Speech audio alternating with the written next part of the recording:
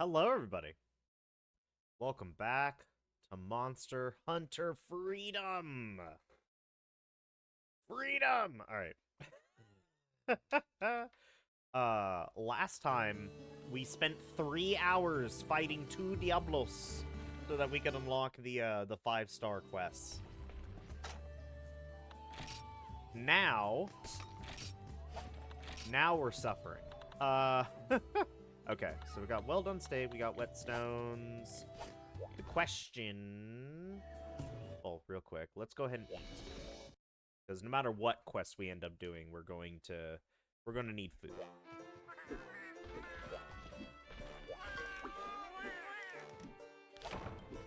Ticket, thank you. Bing, bing.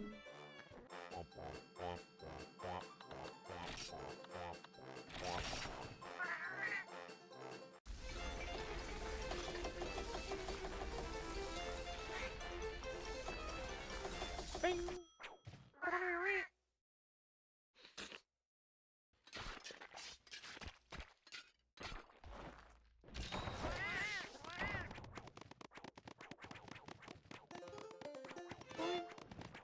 All right.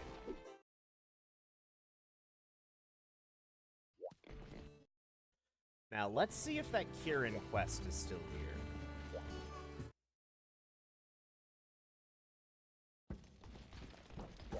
Hi. It is on the Trail of the Beast.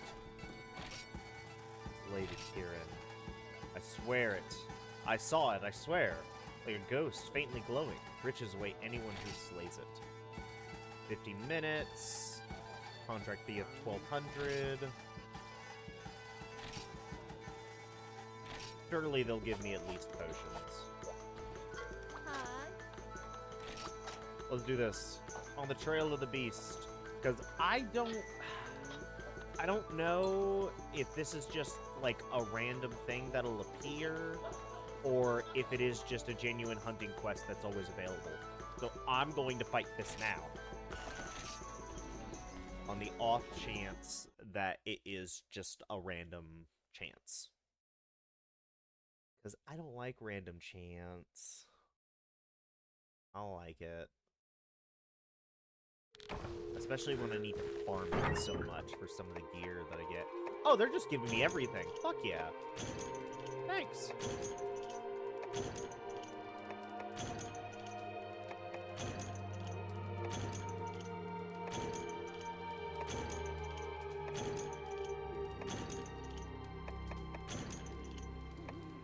That's just a large barrel. Alright. Well, if that's the case, I'm gonna eat these rations. Gotta make sure that we use the mini whetstones. And a small barrel bomb. Oh my god. All Bullfangos. There's just 5 Bullfangos in this tiny ass area. That's crazy. Alright, so...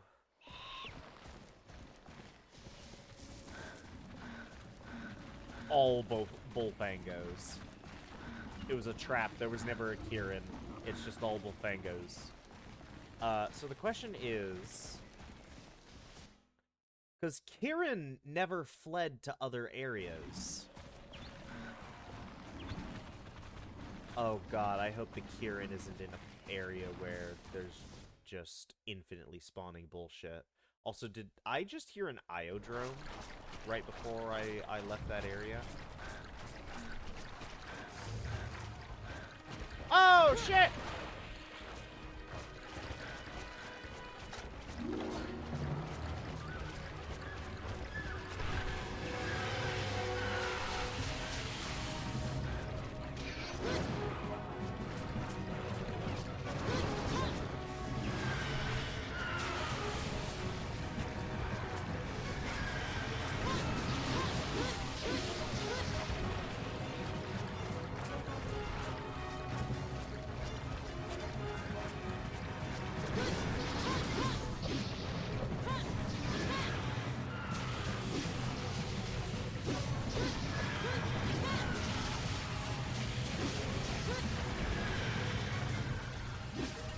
That's what I was hoping wouldn't happen.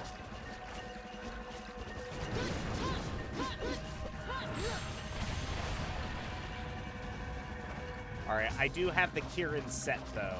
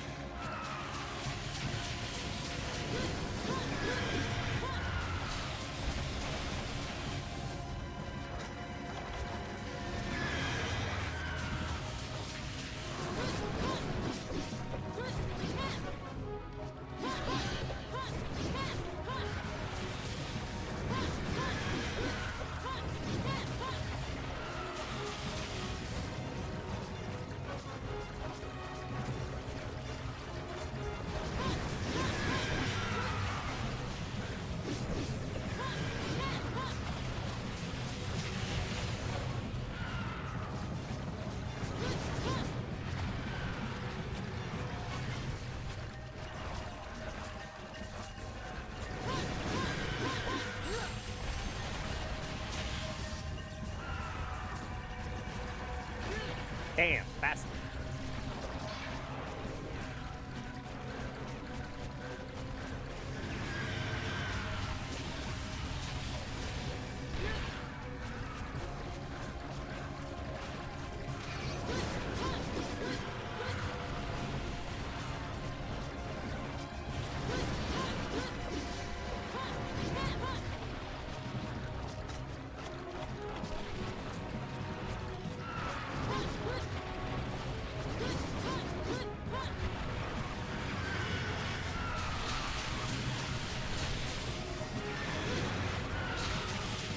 Damn, paralyzed.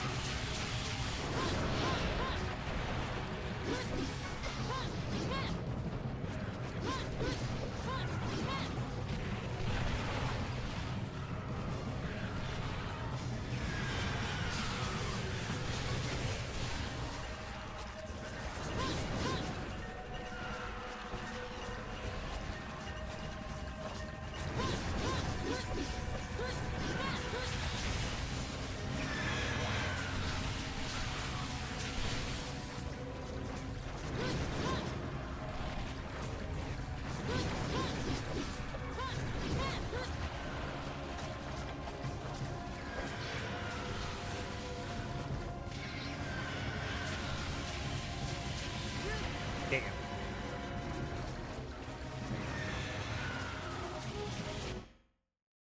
No, there's a lot of Bullfangos up here. Okay, just be quick.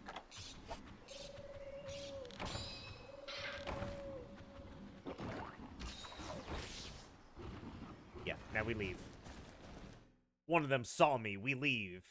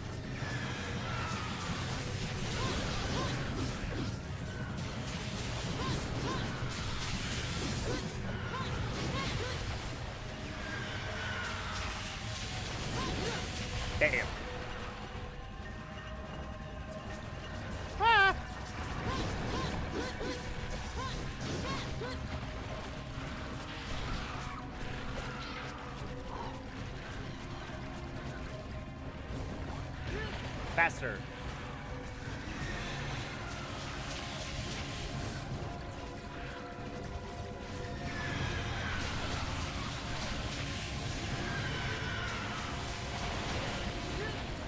Faster. Okay, do it now.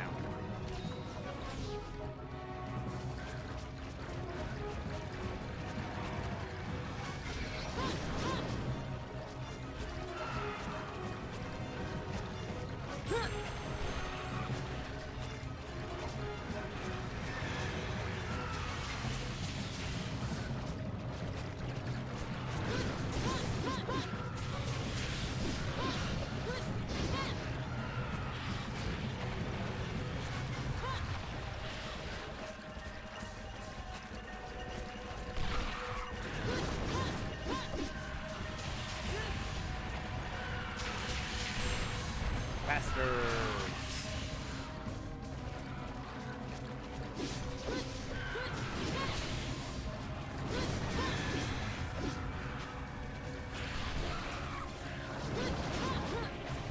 Oh, you fuck. Alright. We bail. We bail and we heal at the hut.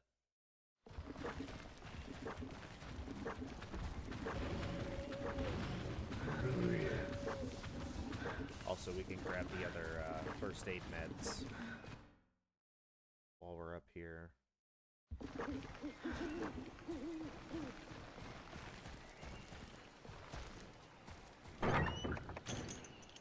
Oh yeah, I forgot about the small barrel bombs.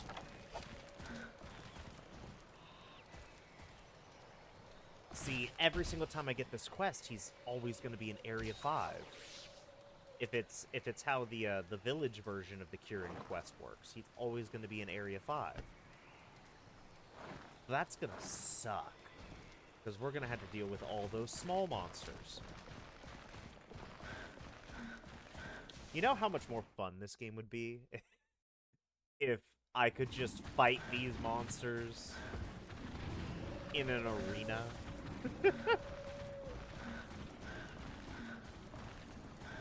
They have an arena. They have an arena. You don't fight a lot of them. Or if you do fight the monsters in an arena, yeah, it's like multiple unending waves of those monsters. Wait, I was about to say, is he leaving? Does he actually leave? No. No, he does not.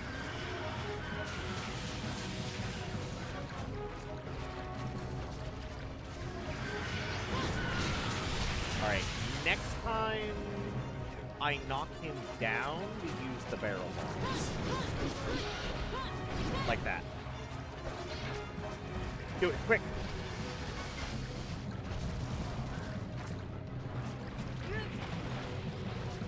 What the fuck?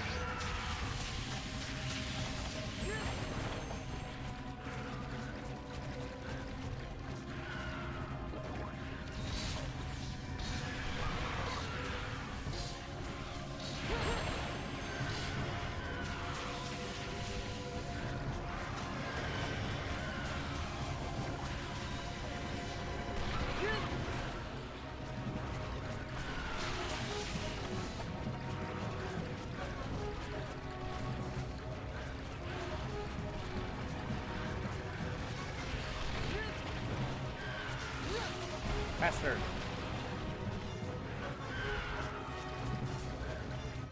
Go. Okay.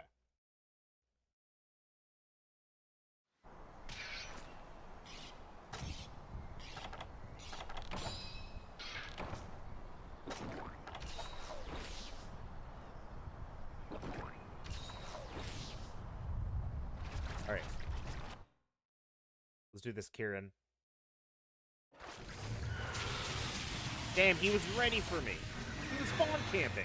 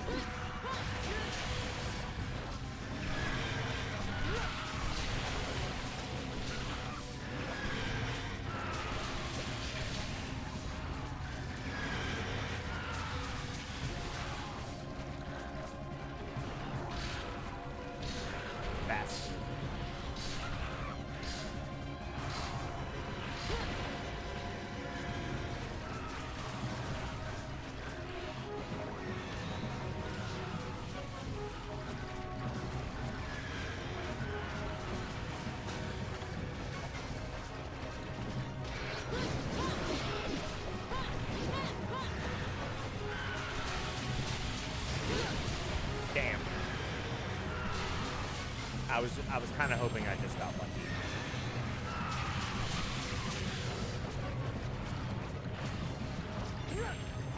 God, I hate these bastards.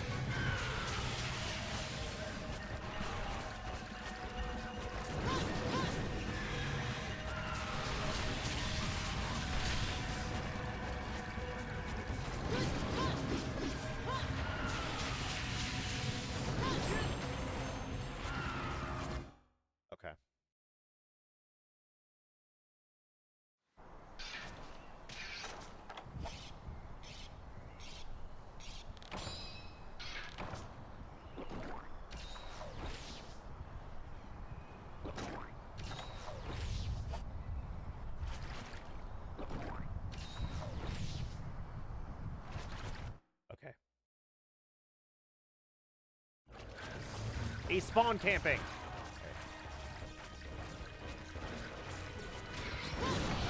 Yeah!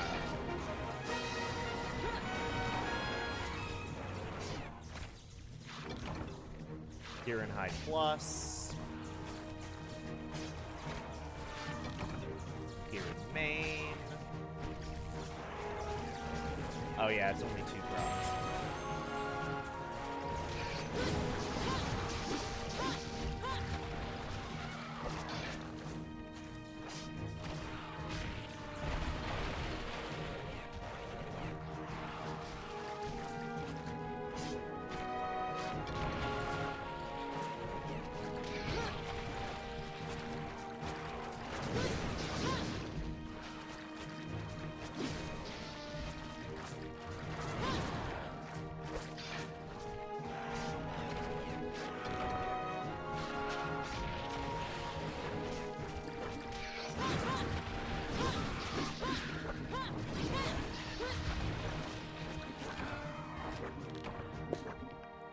That's what I like to see.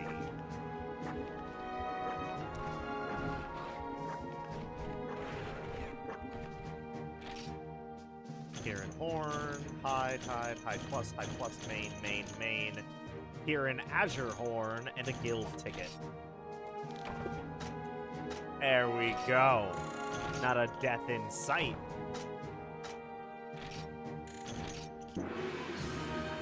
That was a bigger Kieran, which makes sense because it's high rank. Cha-ching. What hunter rank am I technically? Like, I know I'm hunter rank 2, but if I was playing Monster Hunter G, what would my hunter rank be?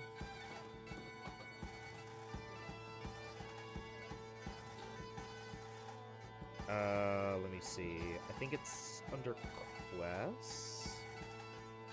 Hunter rank. Yep, there it is. I have Explorer, right? Yeah, Explorer, which means I'm Hunter rank 20. Because it's...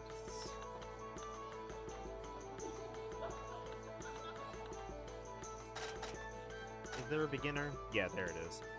Because rank 1 is beginner, and then 2 is stranger, then ranger, and then all the way down. Interesting that Egg Thief is a rank technically. But yeah, then it goes all the way down. Samurai, Groundwalker. Ooh, instead of Groundwalker, it's now called Pathwalker. Strider, and then Explorer. So yeah, I'm Hunter rank 20. Interesting. Okay.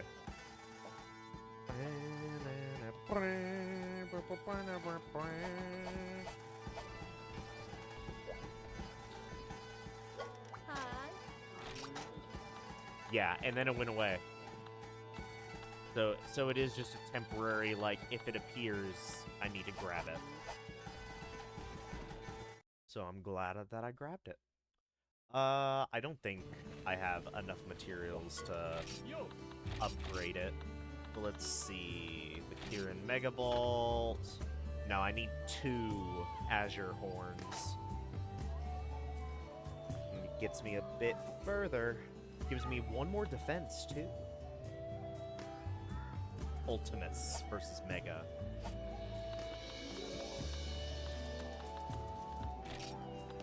Let's go ahead and make Thunderbane. I might as well. So here's what we'll do. Because I really enjoy weapon progression. So let's change equipment. Get the Assassin Dagger out. I forgot that the Assassin's Dagger is kind of cool. It's like a monster's claw. And then improve. And then I would like to improve this guy.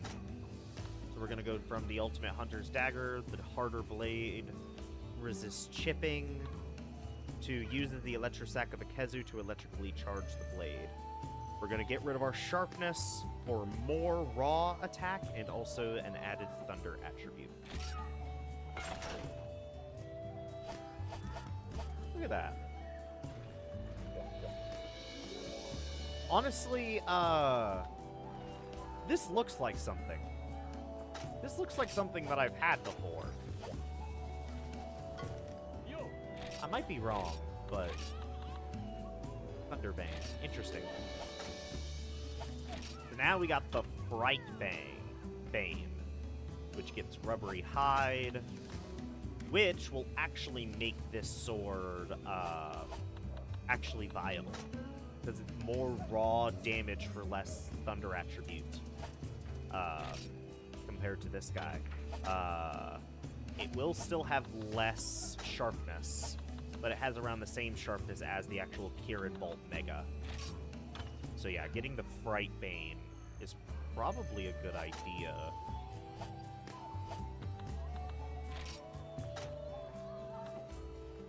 The ultimate Thunderbane, capable of electrocuting enemies to death at times. I feel like I've had a sword that looks exactly like this. Or maybe I'm just remembering the, I think it was a Fright Bane in the training school, and since I had to use that, then maybe that's what I'm remembering. Like, I feel like I've used this before. Anyway, doesn't matter. Does not matter. So now all of these guys are gonna be Master Daggers, or Master's Dagger. Which is fine.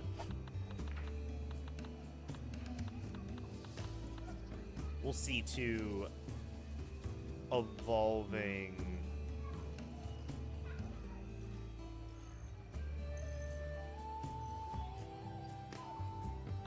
all of the weapons now that we're in high rank. Even though that's like the least interesting part, is just the constant grinding. But it's what you gotta do sometimes. But yeah. So we got this weapon, but it's not really useful right now. However, I don't know what's the next quest we're gonna go on. Probably gonna be the Iodrome one. Just because that one's gonna be easy. Comparative. Actually, we need to go to the Volcanic Zone and gather. Because the Volcanic Zone in high rank is gonna have a higher chance for rust stones.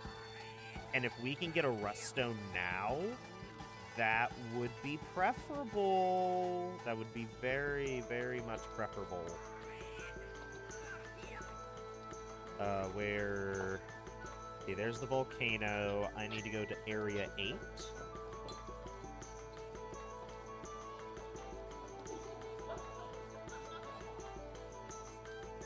There it is. In the high rank, it's a 2% rust stone for sword and shield on all of those.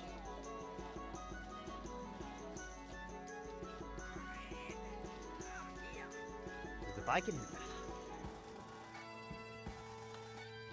That's gonna be good. Because then, if I can get this, and how many earth crystals do I have? I might need to grind earth crystals. However, like, if I can get this weapon fully upgraded, I will have a weapon that deals massive amounts of dragon damage, which is the only weapon that I don't have. I don't have a weapon that deals dragon damage. Like, I have sleep attribute, technically, which we went over this towards the end of the last video. Sleep isn't really useful, except really in a multiplayer setting. Doing everything solo, paralysis is going to get you farther. But, like, I have fire attribute. I have a damn good fire attribute sword. Blazing Falchion. Wolfblade has white sharpness, which is pretty good. The Kirin Mega Bolt is our thunder attribute. The upper battle axe is the poison. We got Frost Edge Plus for the oh my goodness, for the water attribute.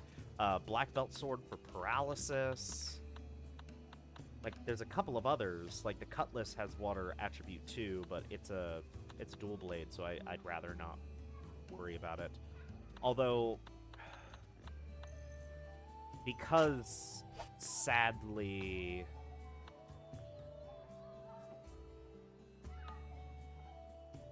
because it got rid of the green sharpness, I think technically the Melting Whale's poison attribute is a better bang for your buck comparatively. Which, still. And then I can actually evolve this guy into Melting Whale Plus, but I need Gravios Carapace, which I might be able to get in high rank. I don't think I can, but I might be able to get it in high rank.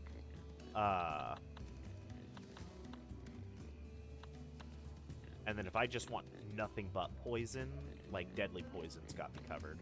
But when it comes to, like, status ailments, I still want good attack alongside those ailments.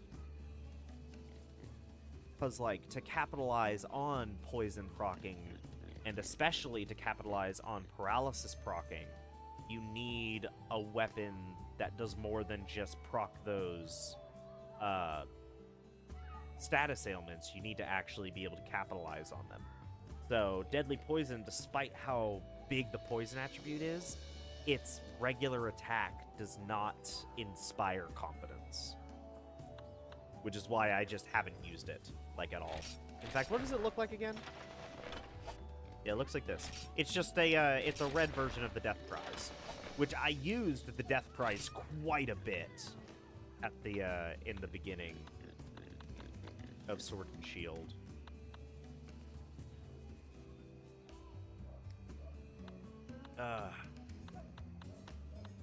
But yeah, this all comes back to I need Dragon. I have I have an answer to every attribute weakness except for Dragon. Which I'm pretty sure most things are weak to. Not everything, but most things are weak to Dragon. Iodrome. Let me see. So, like, Rathalos, for example. It has a weakness to Dragon. It's not a big weakness, but it's a weakness. Although the Silver Rathalos gets rid of it. Rathian has a bigger weakness to Dragon. Until it gets to the gold variant. Yeon Kutku is mostly water. Blue Kaku, still the case. Gypsros, that's fire. Kazu is fire. Plesioth is thunder and fire, technically. Cephalos is thunder, as is the Cephadrome. Monoblos is water.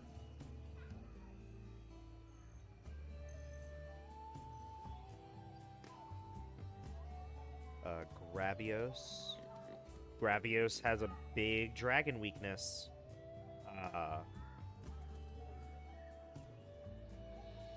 We go to detailed stats. Oh yeah, Gravios got a big dragon weakness.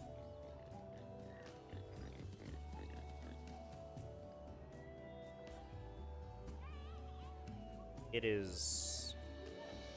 Ooh. Okay. So, like, Gravios is weak to both water and dragon. And the stat spread of it varies. So it's like... if you can attack the head of a Gravios, massive damage. Otherwise, water actually deals more. And then the black Gravios does not have a dragon weakness, but the water weakness is way, way worse. Interesting. Kirin. Lao Shanglong's got a dragon weakness.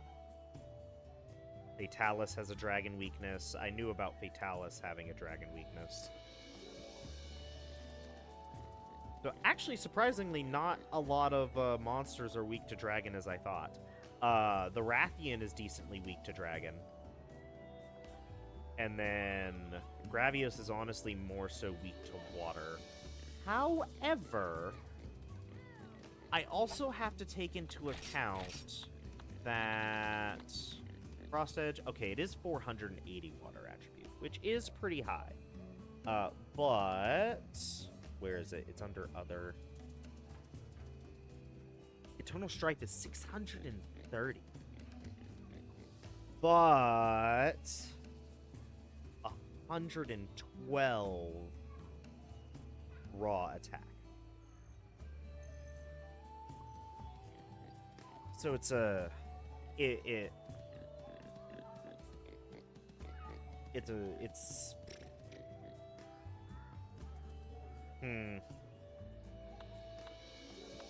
it's a trade-off. It has the potential to be really, really strong, dragon attribute wise.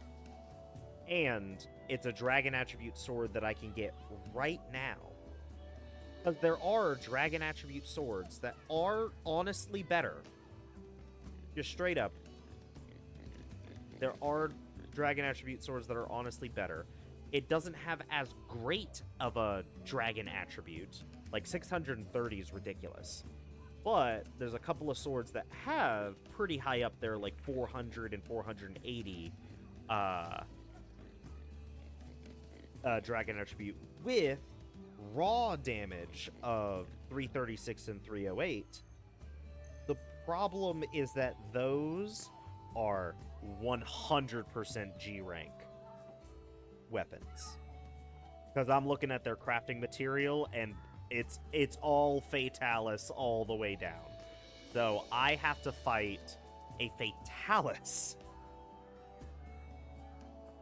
in order to get these weapons. I had to fight Fatalis multiple times in order to get a lot of these weapons. In fact, there's a surprisingly large amount of weapons in the Sword and Shield line specifically that are locked behind Fatalis. Like, it's kind of crazy. Odyssey and Odyssey Blade. If I can get that, that'll probably replace the Frost Edge. Because even though it has less water attribute, it has more sharpness and more raw damage. But to do that, I need the Master's Dagger. And then I need to branch off and get Gravios Wing, Basarios Wing, and Rathalos Plate. And then Strong Gravios Wing, Basarios Tears, and an Azure Rathalos Ruby, I think? Considering that there's a strong Gravios Wing, that probably means that regular Gravios Wings are high rank, and the strong Gravios Wings are probably G rank. So I could, theoretically, get the Odyssey now. But it would require a lot of monster bones.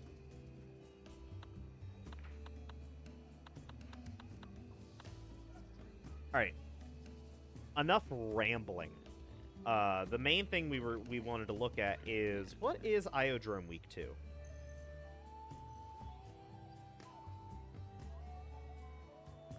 Iodrome, it's kind of weak to everything. Like, there's not a lot to go off of for the Iodrome, because it's not really a grand, like, predominant monster. It just kind of takes damage. And if that's the case, then we'll probably want whatever sword will do the most damage, which is probably the Blazing Falchion. So there's that. But that is besides the point. What we want is, I believe it's my chainmail stuff, because that has more gathering.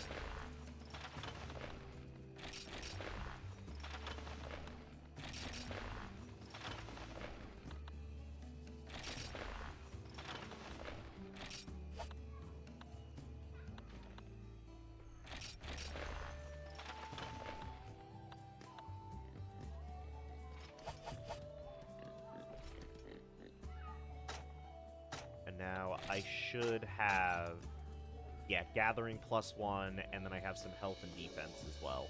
Help me out. And then we'll take out, or change equipment, for...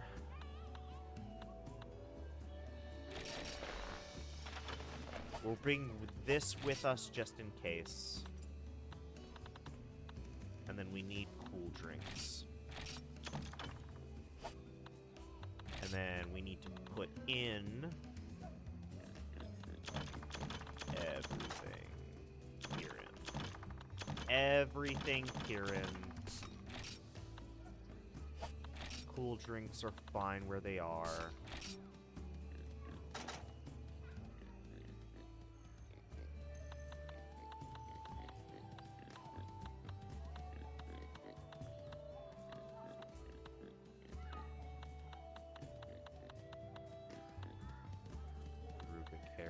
A stylish beat.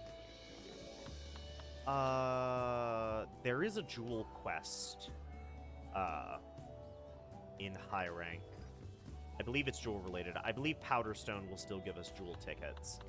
And if that's the case, then we definitely want to do that. I want to... It's gonna cost quite a bit. But... if I can get the Raven Tensin, which requires more jewel tickets, and then evolve the Raven into the Wolf Tensin, then at that point I can just sell all of my Garuga stuff. Cause like, I don't care about Garuga. I don't think I care about Garuga. Let me just double check. There's the...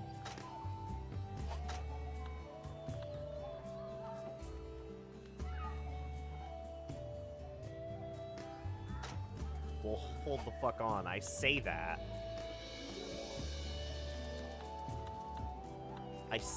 And then this shit appears. That's for blade and gun, blade and gun, blade and gun. Sharpness 3, hearing protection 2.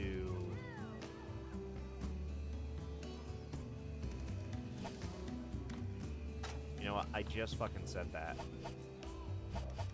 Whoops.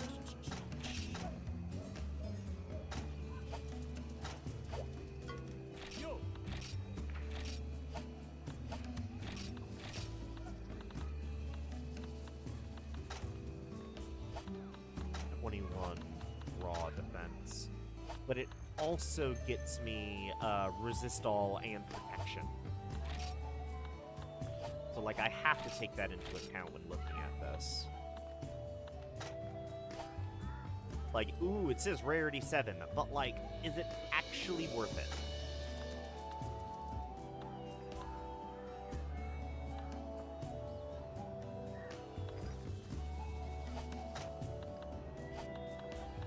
The Garuga mask. But it gets me to attack. But my mixed success rate and my recovery rate is minus. Oh, hold the fuck up. Never mind. We got an upgraded Kieran set. Oh, hell yeah. Oh, that's way better. Yeah, fuck you, Garuga. You got the Kieran set right here. Upgraded Kieran. I have the Kieran horn. Why did I get the Kieran horn instead of the Kieran crest?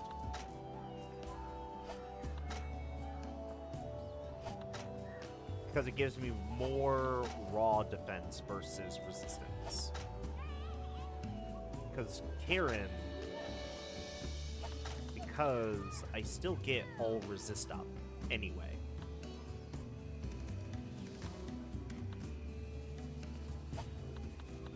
Oh, hell yeah. We are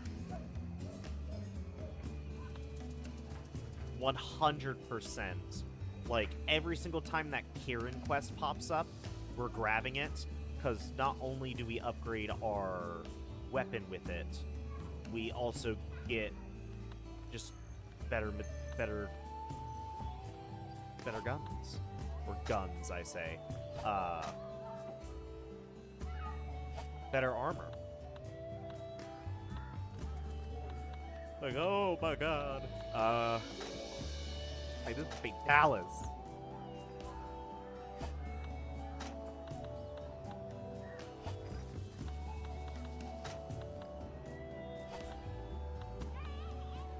It's kind of crazy. Diablo Cap. Wind Press.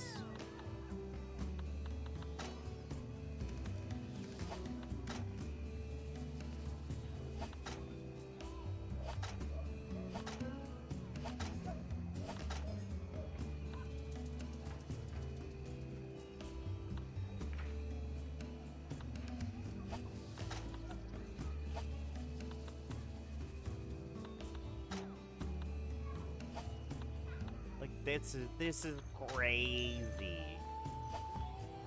This is actually kind of nuts. That's besides the point. We're not gonna worry about that for right now. All right, we got the cool drinks. We got some steak. We got some whetstones just in case everything goes wrong. I need pickaxes. I can't just not go without pickaxes. That's the main thing I'm going here for. There it is. In fact, I don't even have a full amount, so we can buy one. Anna?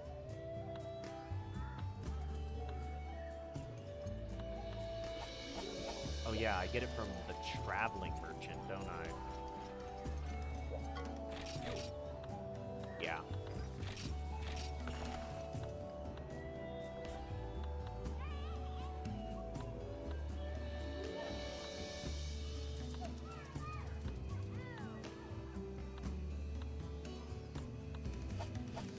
Okay.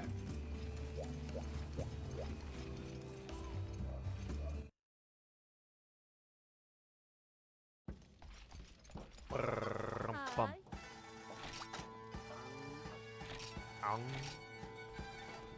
A gathering quest. Gather all the materials you can from the field, then deliver the Paw Pass ticket to finish.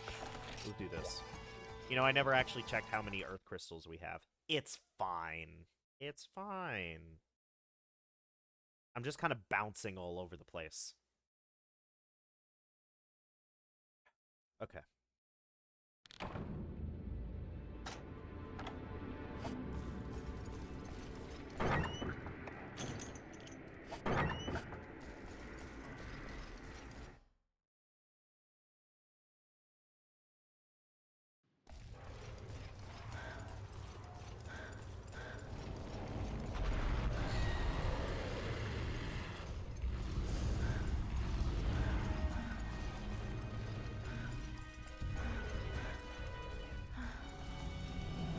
I just thought it would be funny to aggro him.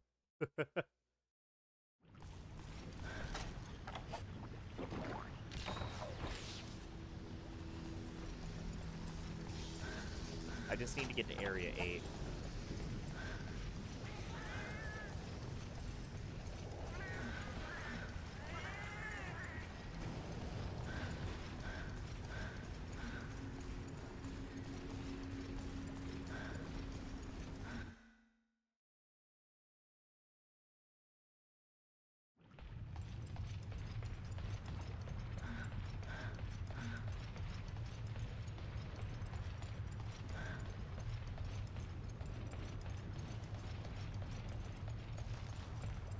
Kind of crazy that these monsters can just be in lava. Like, the Gravios makes sense, but you're telling me these guys can just be in lava? What are they called?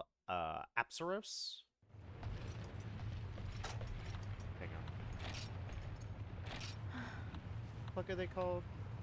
Oh, no, wait, I was right. Apsaros. Oh, my God. I actually... I remembered the names of the herbivores.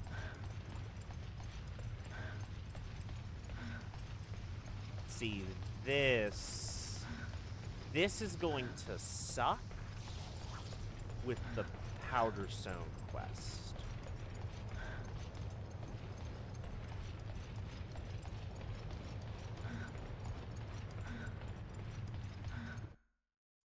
Because there's 100% going to be a Gravios. I'm gonna try to fuck with us. Like, this is crazy, right?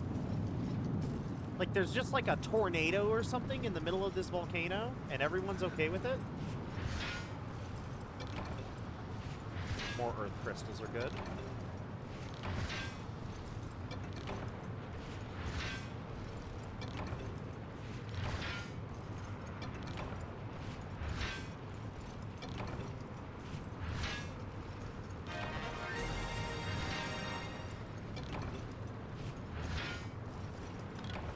Okay.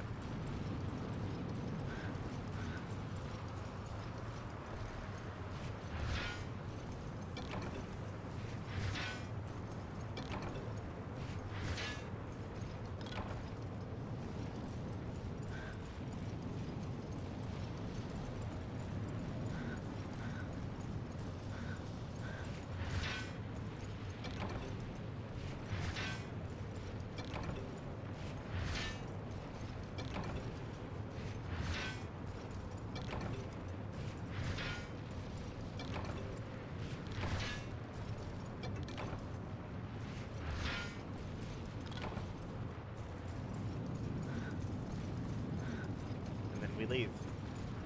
And then we see if this rust stone is anything that we care for.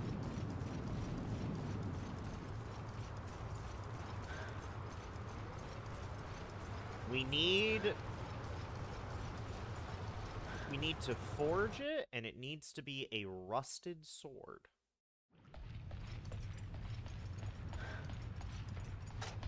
Real quick, since I'm here, is there anything else in the volcano that I would care about? Not at the camp. No, you got whetstones.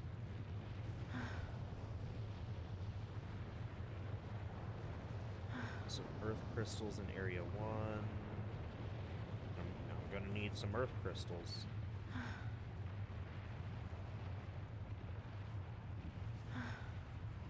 Area 2's got some too. Oh shit. Area 3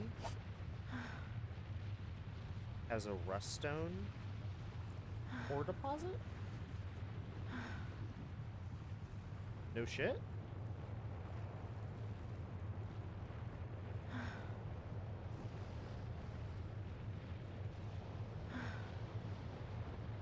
Oh my god. Alright, we need to go to Area 3 then.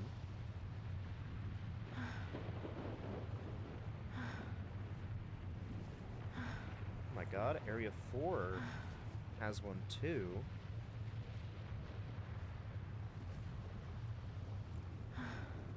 Like, Area 8 definitely has the best ruststone area. But Area 4 and Area 3 also have ruststone deposits. That's crazy.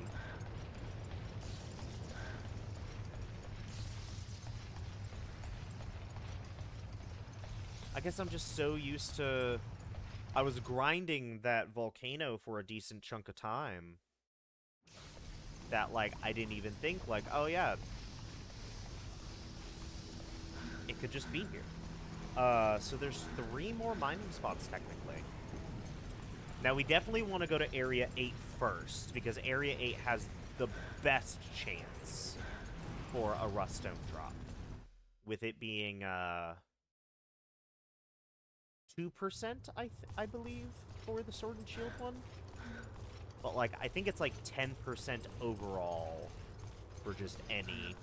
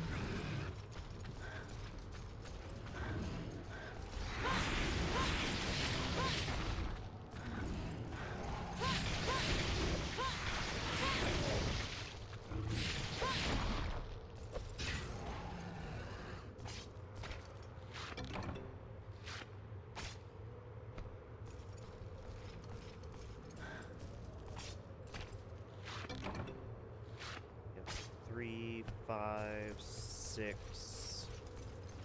It's a 9%. It's a 9%.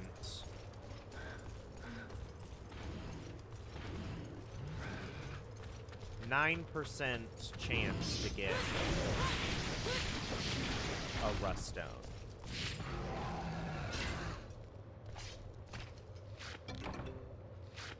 Only a 2% chance to get the rust stone that we actually want, though.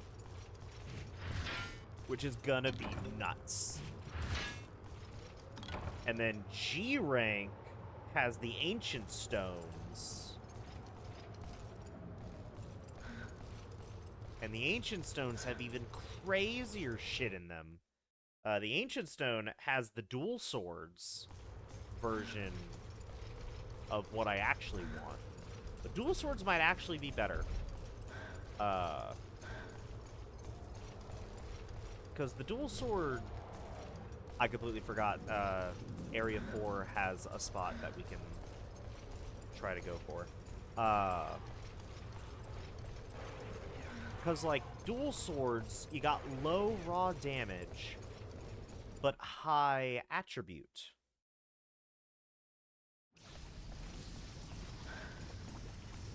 That could, like, genuinely...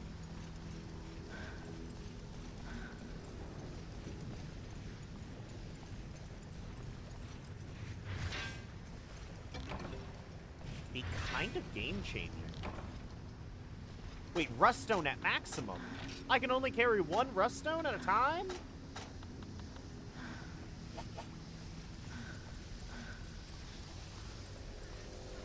Well, if I knew that, I wouldn't have bothered. Alright.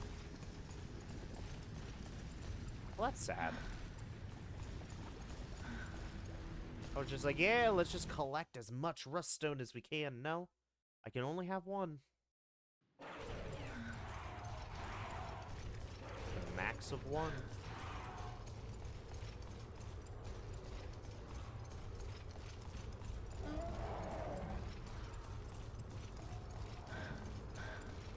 Also, I wonder what the difference between rust stone and rust stone parentheses this weapon is.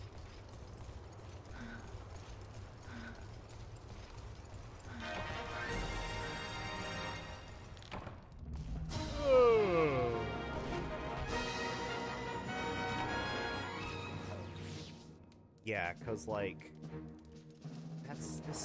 that's crazy. Bum bum. I'm curious if, like, the moment I get into G rank, I should try to go online. The thing with online is I still have to figure out online. I'm pretty sure I found a site/Discord server that kind of has what I'm looking for, which is specifically Monster Hunter Freedom private servers. Because the public ones don't exist anymore. Or the dedicated servers don't exist anymore.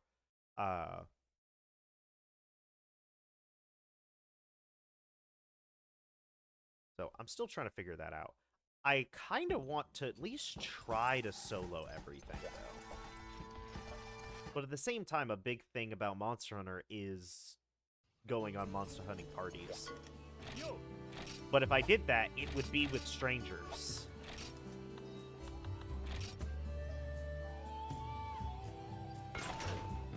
Damn it.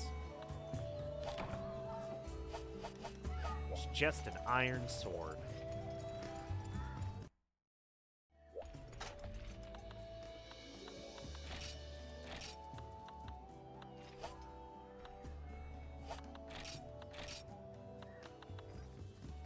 It costs more to reveal it than it will to sell it. What a shame. Okay. See, that's the problem.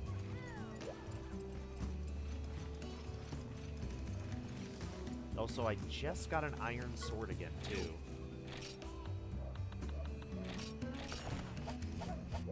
Oh, and then constantly buying the mega pickaxes.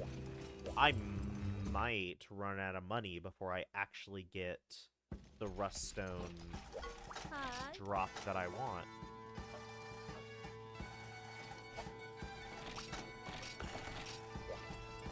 which is double crazy. I really, really, really just want this rust stone. Because, once again, at that point, I'll have every attribute accounted for.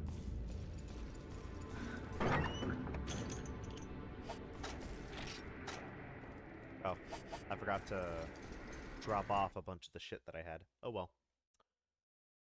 A lot of the shit that I'm going to get is stuff that I get every single time anyway.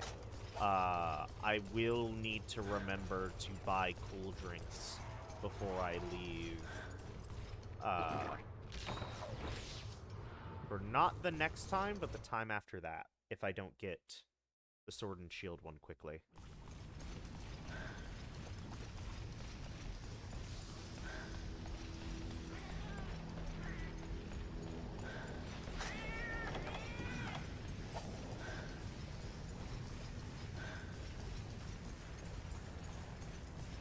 Like,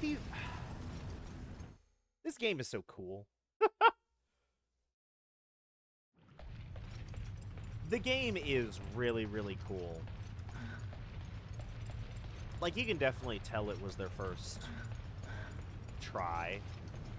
Technically, this game would be their third try at their first try. Because this is the third first-gen Monster Hunter game. But, like, I think, like, you had OG Monster Hunter. There's the international version of Monster Hunter, which I think...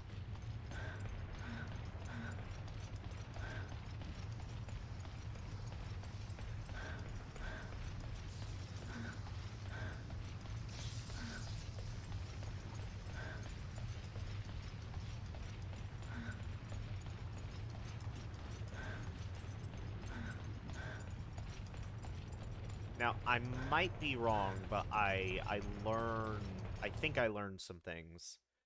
And I can't remember what the order of it was, but, like, you had the Japanese version of Monster Hunter, which had Greatsword, Lance, Hammer, Sword and Shield, and Bowgun. Not light and heavy bowgun, just bowgun.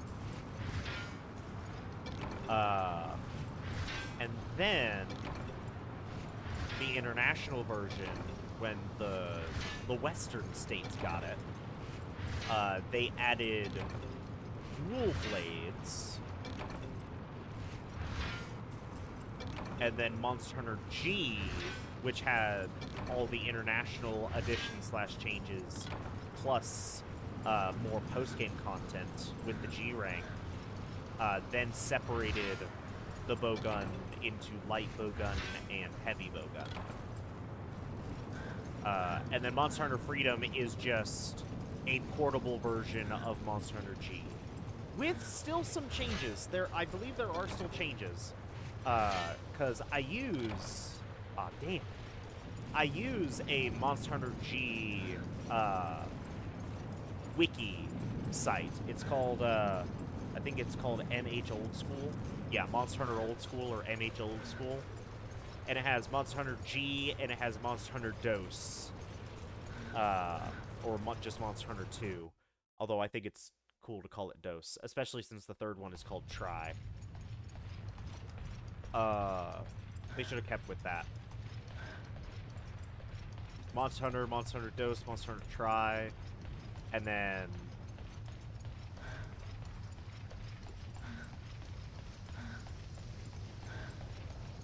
I guess kind of Monster Hunter Cross, although that's technically something else entirely from Monster Hunter 4.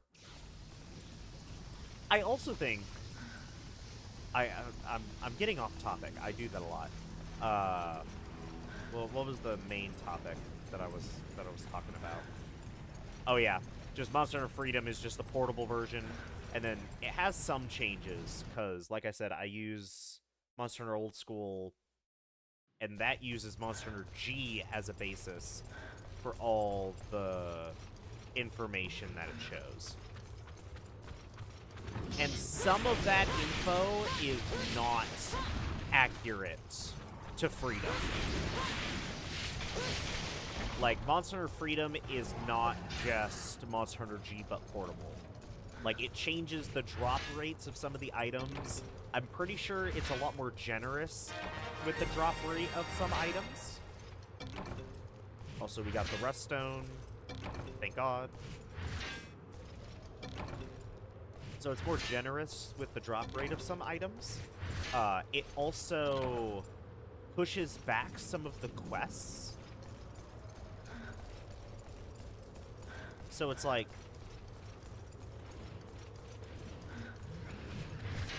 in Monster Hunter Freedom, to go from rank 3 to rank 4, you need to fight Rathalos. In original Monster Hunter, and I think Monster Hunter G, Rathalos is actually the fight that you do to go from rank 4 to rank 5. Which is crazy, because in this game, the rank 4 to 5 quest, I believe, is Gravios.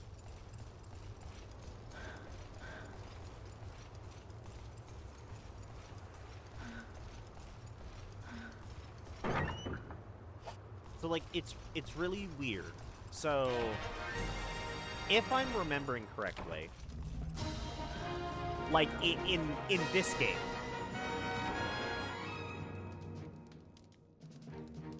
this game, to go from rank 1 to rank 2, you need to fight the Velocidrome.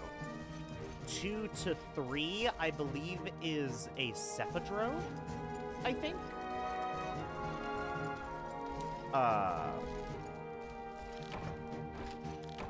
That's 2 to 3. 3 to 4 is the Rathalos. 4 to 5 is the Gravios. And then you fight Monoblos. And then at that point, you have the urgent quest list, which is no longer urgent quest, and it's more so just level 6 quests. Which is funny, honestly. In original Monster Hunter G, I think it's like... basically, the tutorial is all level 1. So, like, when you fight those 3 Velociprey in the tutorial as, like, your first hunt, that's, like, the urgent quest. To go from rank 1 to 2. And then Velocidrome is 2 to 3.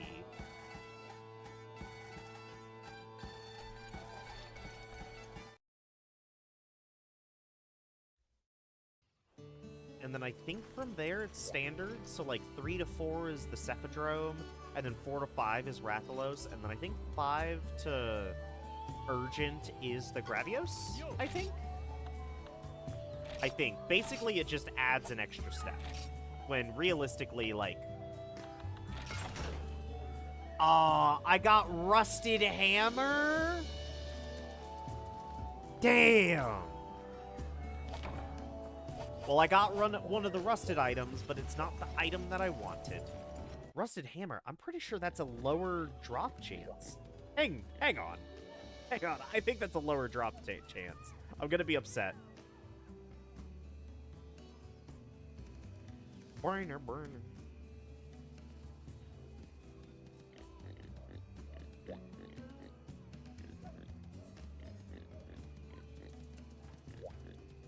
No, Hammer is the same percentage as Sword and Shield. Does it at least sell for a decent amount? Because I'm not going to use it. It does. It sells for a pretty penny. So there's that at least. We're just going to sell it. Sorry. Not what I was looking for. Mega pickaxes. Okay.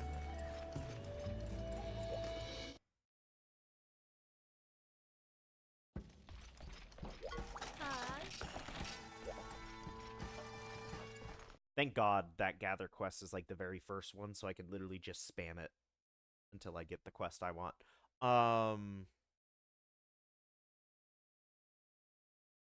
Yeah.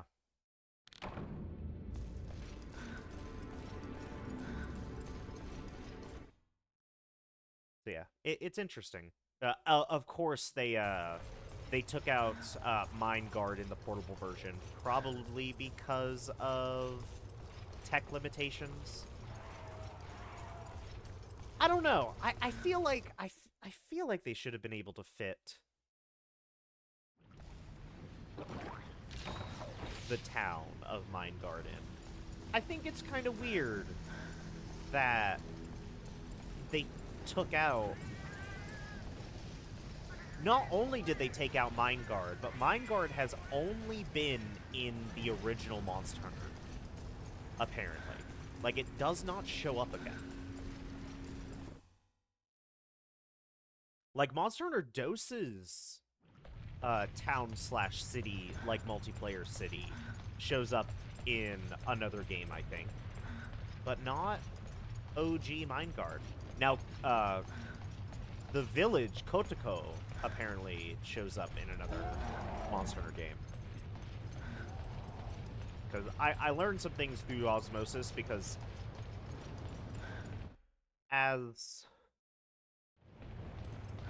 because I'm actively playing Monster Hunter, and because I'm looking up information on Monster Hunter,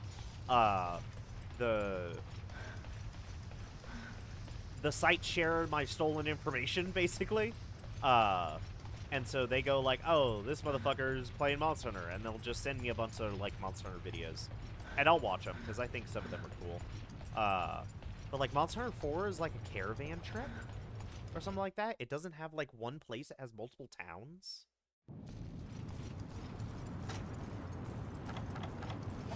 Which is, like, really, really cool.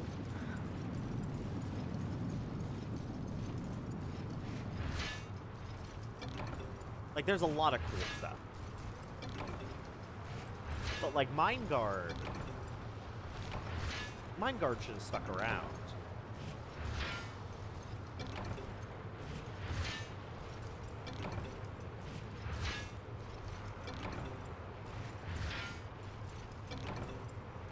Look at all these earth crystals.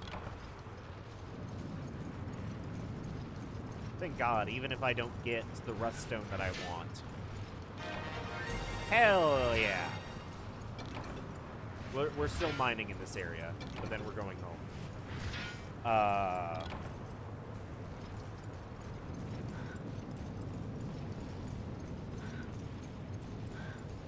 Yeah, it's just weird. Yo, another rust stone? Wait a minute.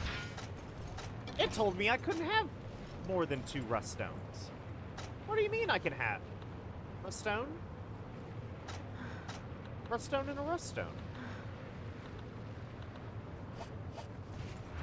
Ooh.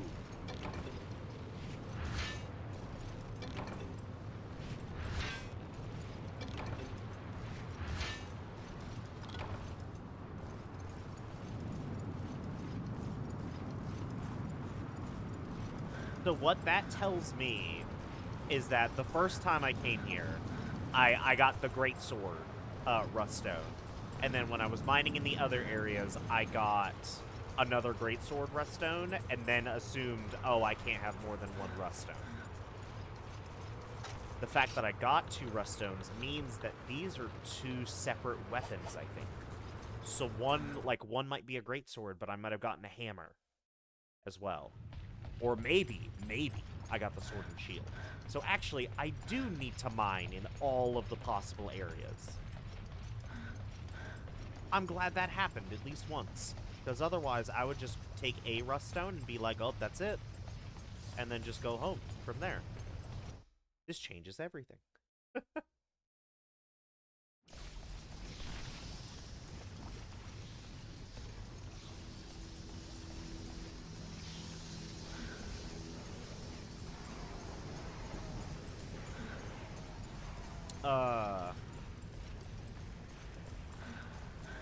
I also think it's kind of interesting that there's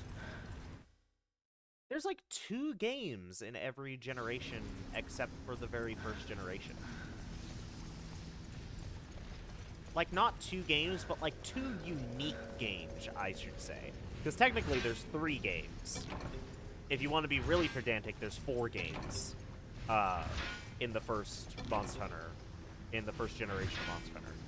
Because there's OG, there's the Western/international release, there's G, and then there's Freedom. like, aside from Mind Guard, like, Freedom is very much like the definitive version of Monster Hunter. Like, aside from Mind Guard, you're not really losing anything by playing Freedom. In fact, you might be losing something playing G versus Freedom. Versus the other way around.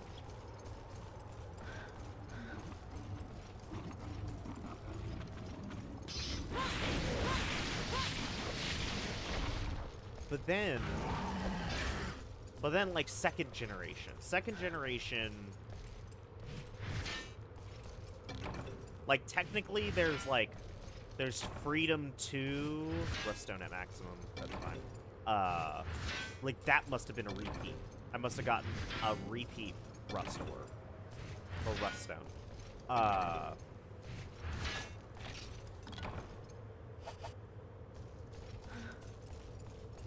Generation 2, it has Monster Hunter Dose and Monster Hunter Freedom Unite.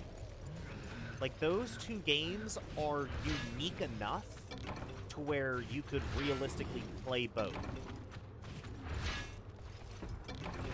And get different things out of playing both. Generation 3 has, Monster Hunter 3 Ultimate, and then Monster Hunter Portable 3rd. Generation 4 has Monster Hunter 4 Ultimate, and it has Monster Hunter Generations.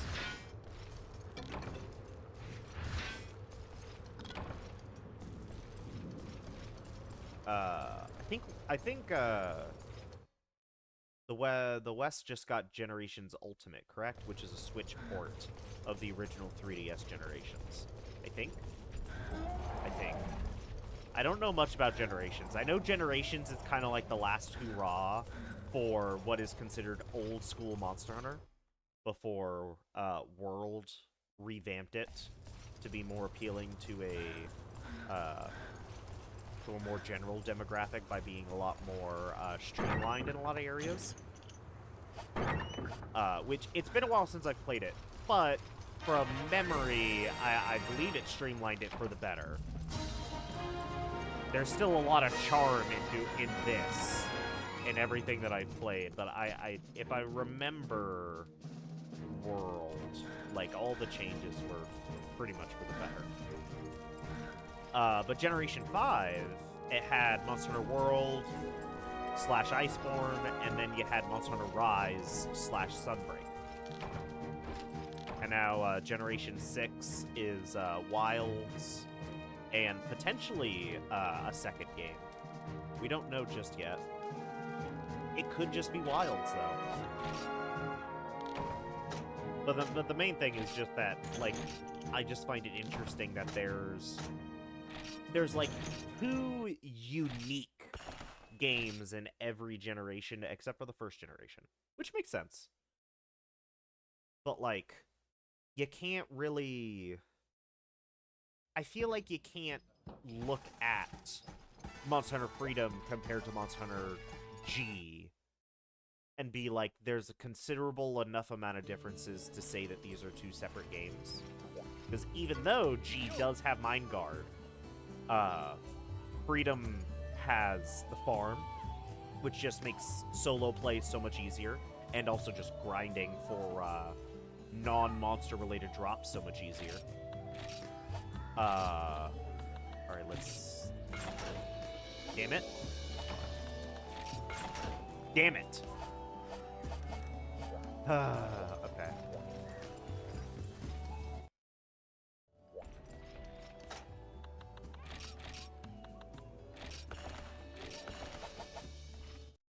Okay.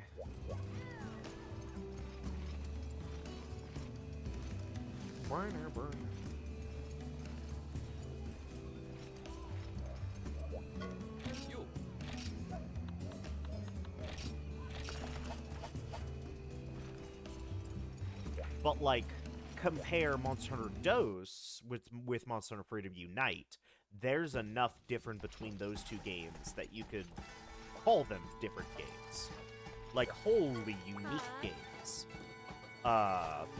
Compare 3 Ultimate with Portable Third. Like, they share a lot of the same areas, but 3 Ultimate has the water mechanic. There it is. I was about to say, where the hell is it? 3 Ultimate has, like, the swimming mechanic.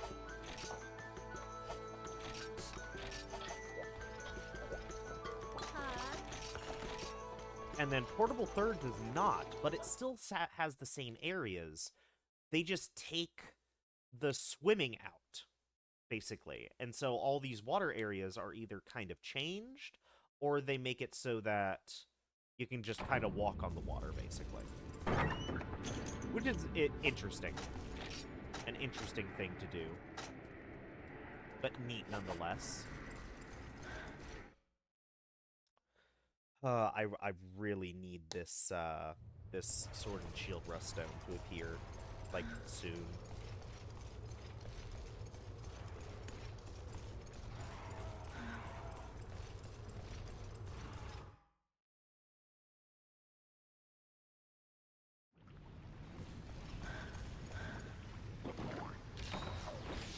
Also, technically, there's Firestone, unless that was just taken out of Freedom, which it could have been. Like I said, I use Monster Hunter G stuff, but the tables aren't entirely the same. Which, like, I guess because of the monster drop tables, you could theoretically say that Monster Hunter G and Monster Hunter Freedom are, like, unique. But I don't know. I don't know. I don't think it really counts. But that might just be me being pedantic. But I could also argue that someone saying that Freedom and G are actually secretly entirely different games is also a bit pedantic. I don't know. I'm just talking, because if I don't talk, I'm gonna go insane from just constantly going back and forth between one end of the map to the very other end of the map, and then pressing the square button a bunch of times. It really drives home how powerless I feel in the weight of this 2% drop. Which this 2% drop seemingly could also, like, I could get a Sword and Shield Rust Stone, and it could just not be the Rusted Sword and Shield that I want. It could just be absolute garbage. It could just be, like, the Hunter's Knife. Which is crazy to think about, and also scary to think about.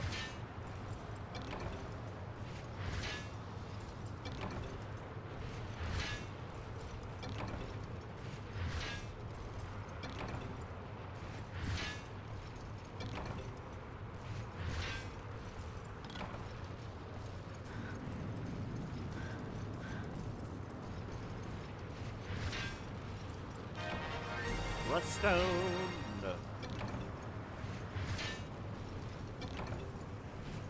It's good that at the very least I have a little bit of hope, just because every single time I do this quest, I'm getting at least one. Like, technically, I could have really, really bad luck and not get anything, but, like, it gives me some hope. And I'll take some hope over nothing. Nothing else. Okay. Ah! I spun it too much.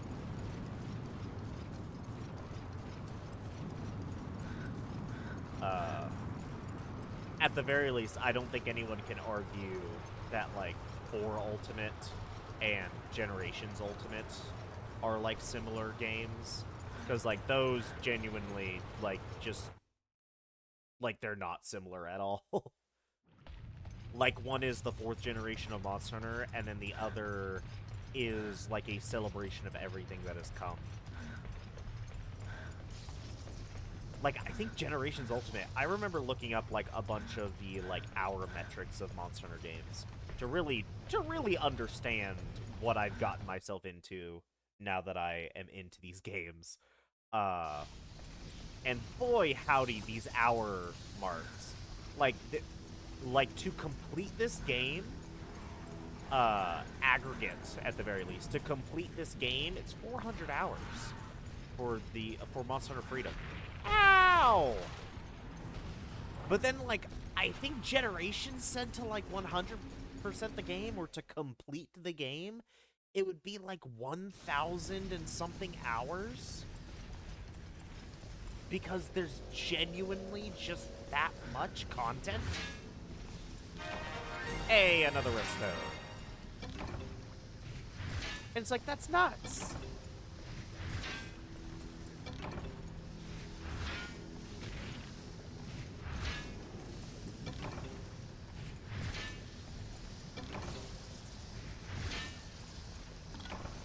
I almost like the simplicity of this game, though. Almost. Because sometimes this game drives me up a wall. Like the damn hitboxes on some of these monsters is atrocious. Like, any monster that, like, hip checks you, like, the hitbox is just the monster's body plus 3 feet around it, it feels like. Like, it doesn't matter. It doesn't matter how far away you are from the hip check. The fact that you can even perceive that a hip check is happening is enough for the game to register as the monster hitting you.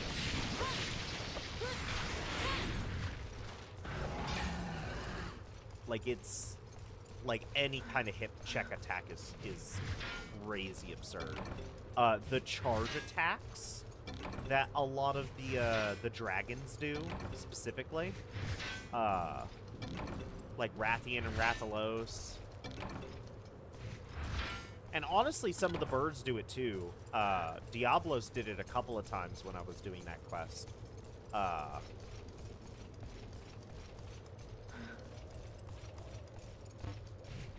Where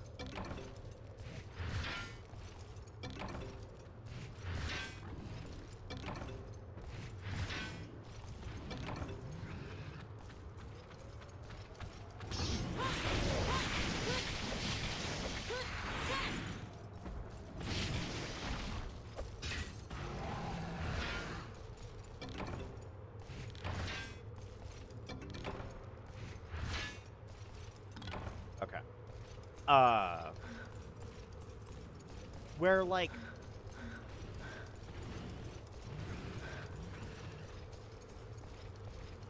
Diablos is mostly okay because there's a wind-up to his charge.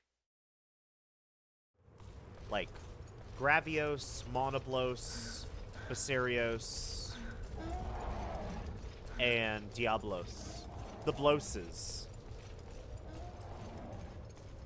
Or just the Oses. All those guys have, like, a wind-up to the charge where they growl at you, they kind of lean back a little bit, and then they start charging. That's fine. I can deal with that. Now, sometimes they do just insta-charge, and that's crazy. It's crazy that they do just sometimes still insta-charge. But I feel like that's more... I feel like that's a glitch, almost, when they just, from a standstill, just start charging. Rathian and Rathalos, on the other hand, will just, without warning, charge right at you. And, like, the frame one, when the charge starts, it's immediately a hitbox that just does a shit ton of damage. Like, it's kind of crazy. I am losing so much money. I need one of these to be the rusted sword Sword and shield, please, please. I need you to give me something. Because I need to get 2 of them. I technically need 2 of them.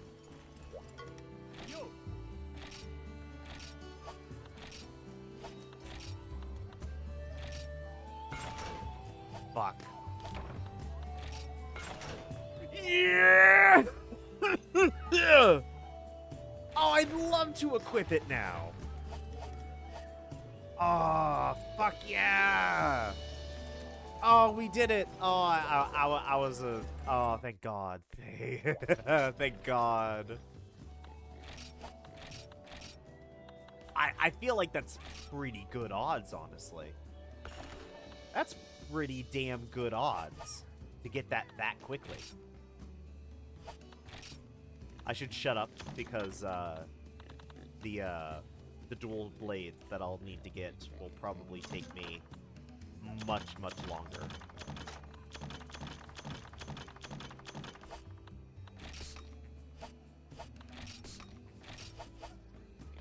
Okay, so here's the rusted sword and shield.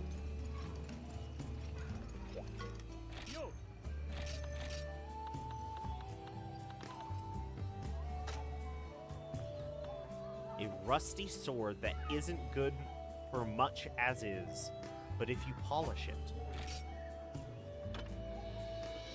20 earth crystals to polish it. 20 earth crystals and 2,500, what is the Z again? Zenny, I think? And I get the tarnished sword.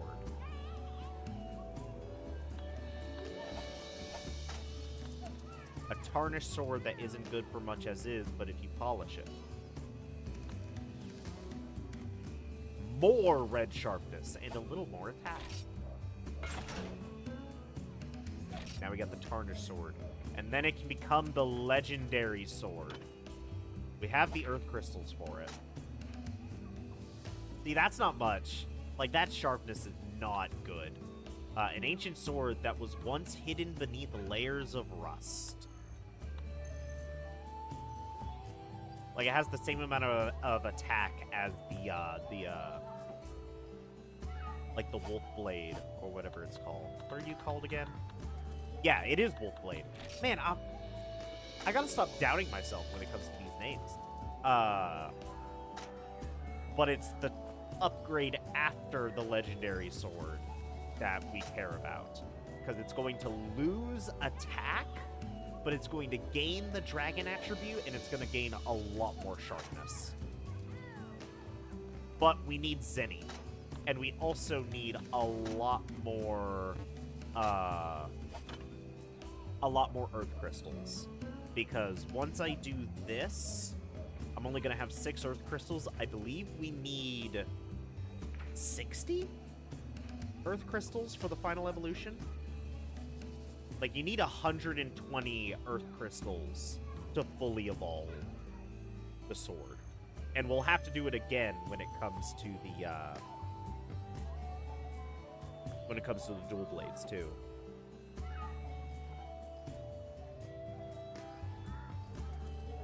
Yeah.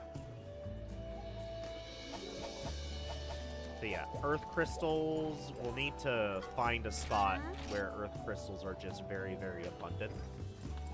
And just farm them, basically.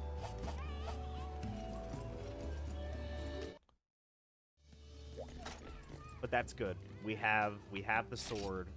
That's what matters. Now let's continue onward with everything else. We're gonna grab the Blazing Falchion. The Blazing Falchion is just... I think it's the sword that gives us the most DPS overall. This 238, that's my second best attack, and it has 380 fire attribute. I guess technically the dual blades would probably get me more DPS, but I hate using the dual blades. I'm not gonna lie, I hate using the dual blades. Actually, I just hate that yellow sharpness. I really, really do. Also, Iodromes, I'm pretty sure, are resistant to poison. They're not immune to it, but they are resistant to it, I'm pretty sure.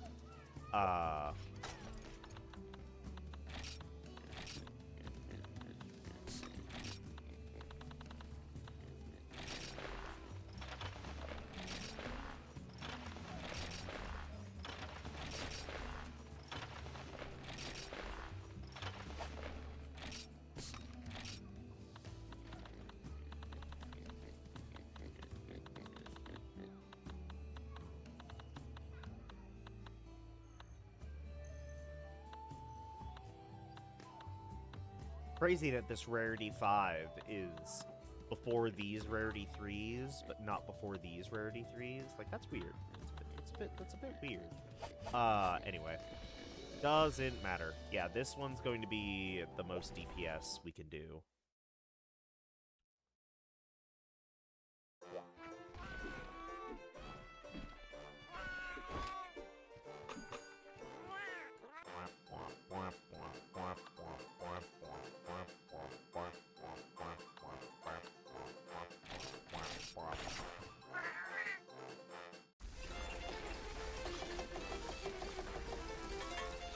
Iodrome isn't going to be that big of a deal when it comes to not having the health, the added health.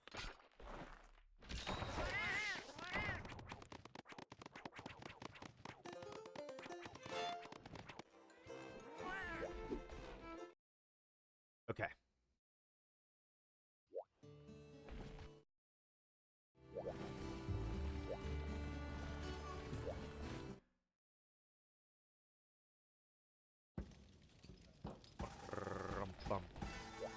Hi. Oh, well, damn, never mind.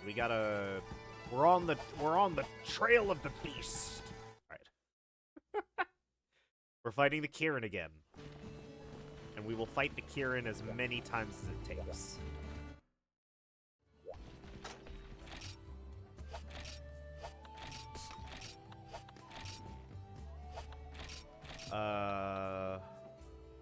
You know, the Kirin, I don't think resists fire. This might still be the best overall DPS. That doesn't make me want to kill myself. Let me see.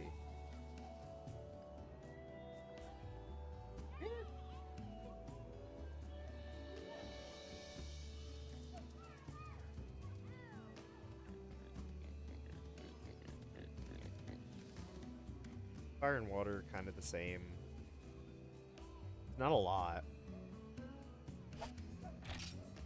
But also the difference between 238 raw damage and 252 raw damage compared to the added damage that I could be doing with 380 fire attribute. I think this is still the best weapon. Although I have to take into account the sharpness. Because the white sharpness does tack a multiplier to the amount of damage that I do. And this guy is just green sharpness, which I believe is like 1.1 times attack. Blue, I think, is 1.25, and white, I think, is 1.3 something? Might be 1.35. The Wolf Blade is better, I think, when it comes to just raw numbers. The Wolf Blade is just better, especially since I'm not getting a lot of elemental damage out of it. It's not that weak to it. It's like, it's 10 fire damage to the body. It's half the amount of damage to the body that the raw damage does. Versus a monster that's actually weak to fire. Getting hurt by it. So we go for this.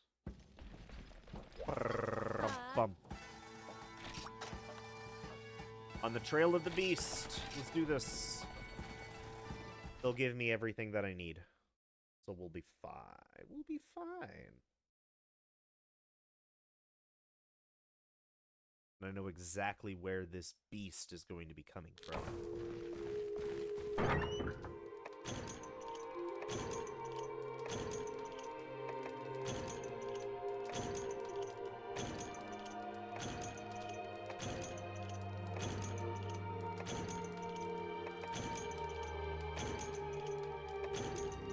I'll take the map with me. Might as well. Honestly, the paintballs are kind of worthless. Small barrel bombs, that'll get me some set damage.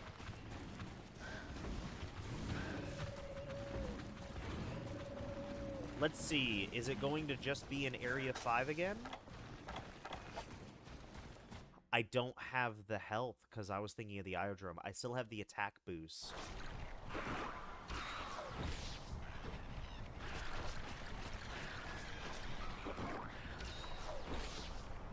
But I don't have the health.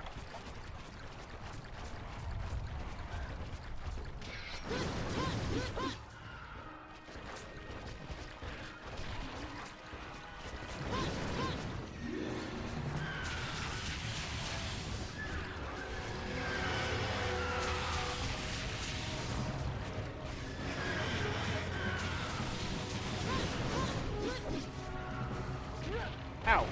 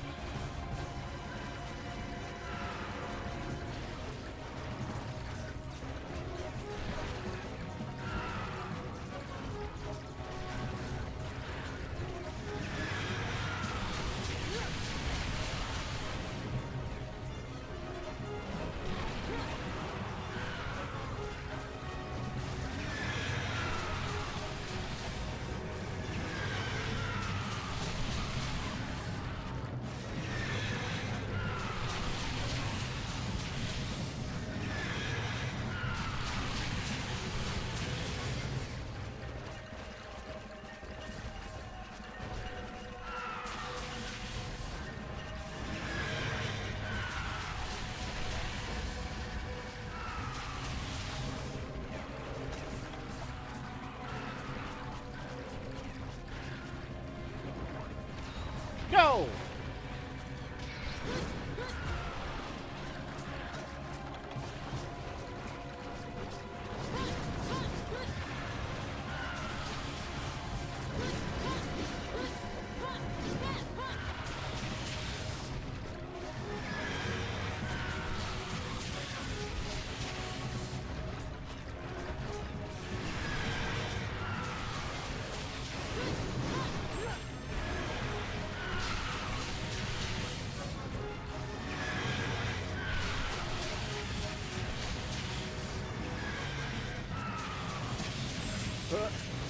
No! Okay. You bitch! I'm leaving.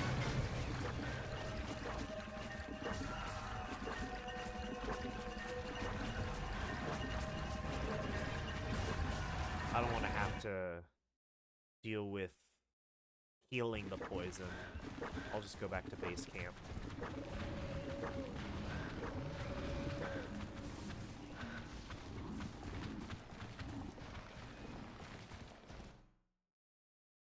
Poison does way too much damage.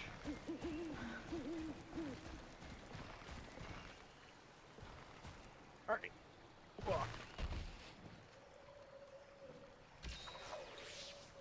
This will be fine, though.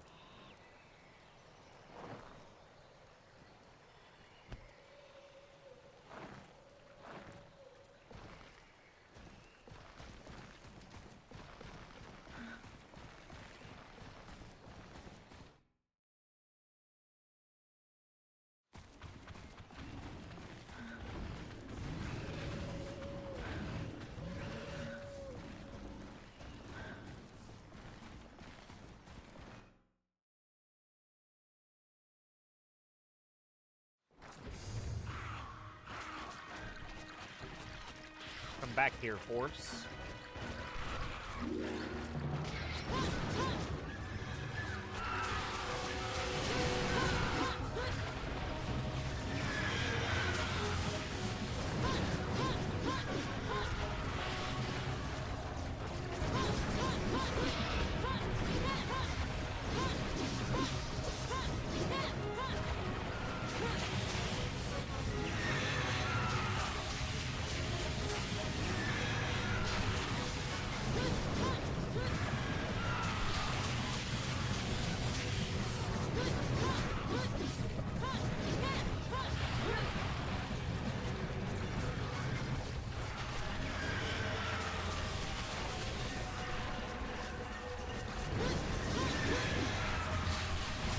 That's fine.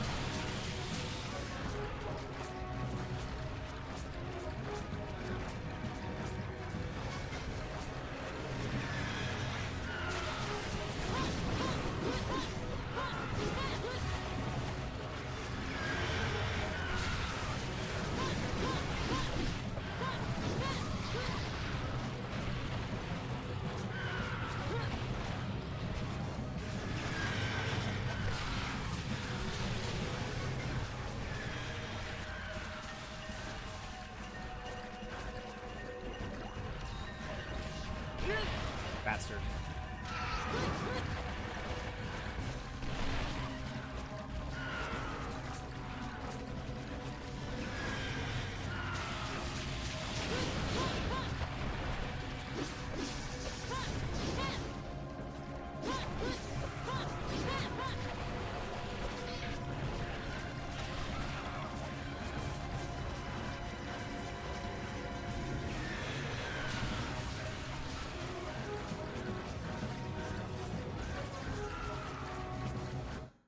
Haha! Okay. Then we do this.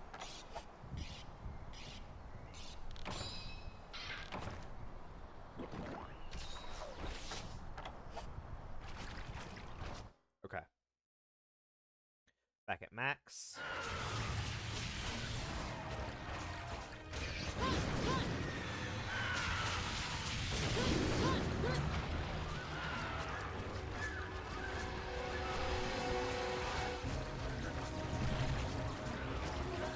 Slow down.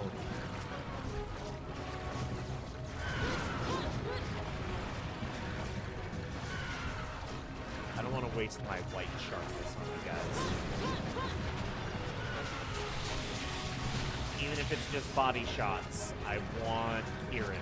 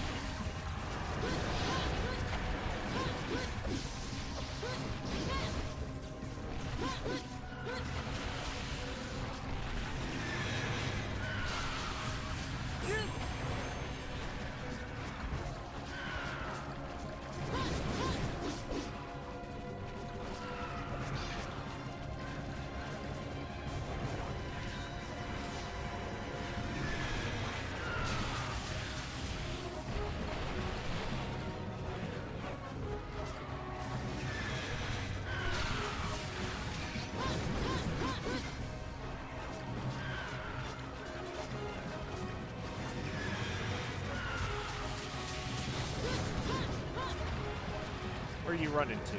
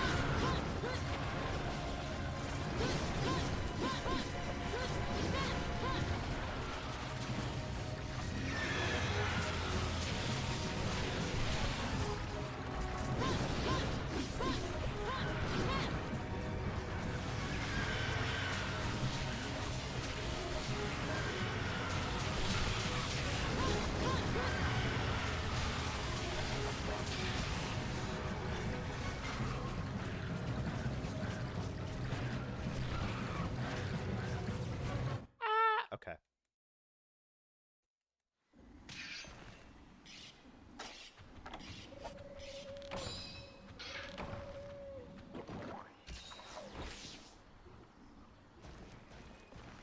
We're doing pretty good.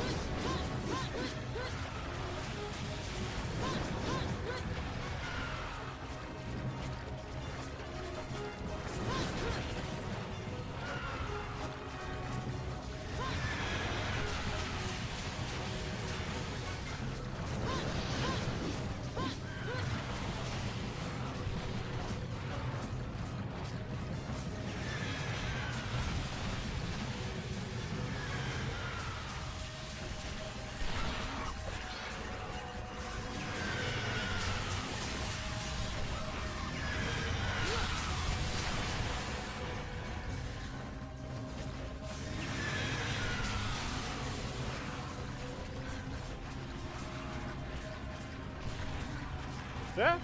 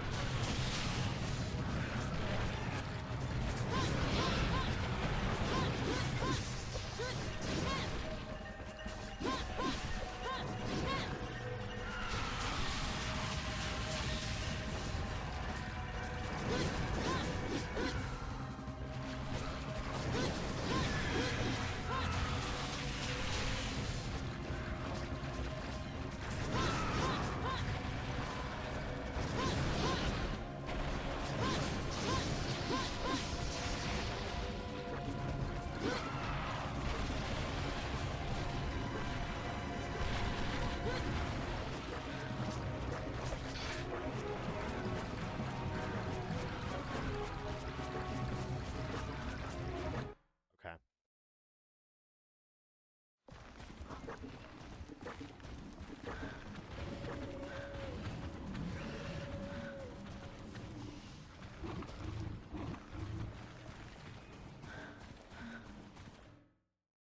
Go, go, go.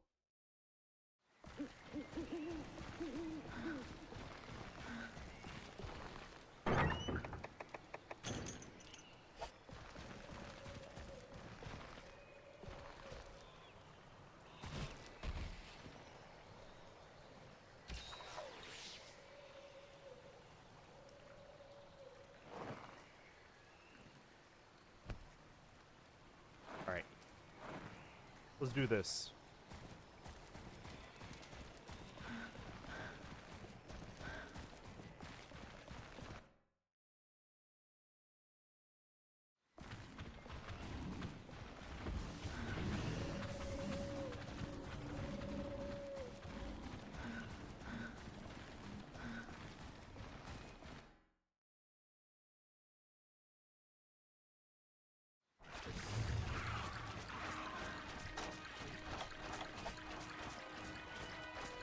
Where you running?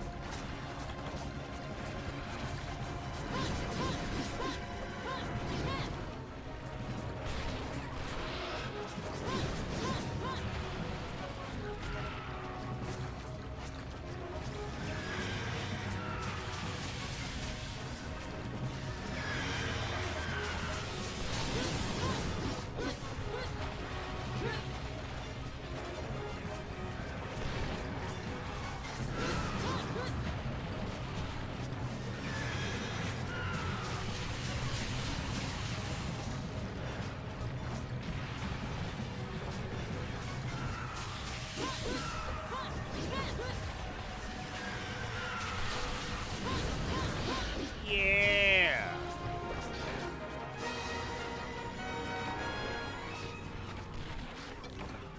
Yeah, I got the Azure Horn.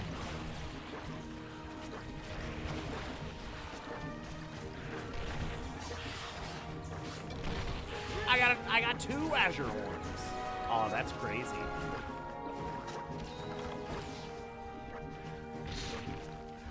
That's fine. I'm good. It's all golden.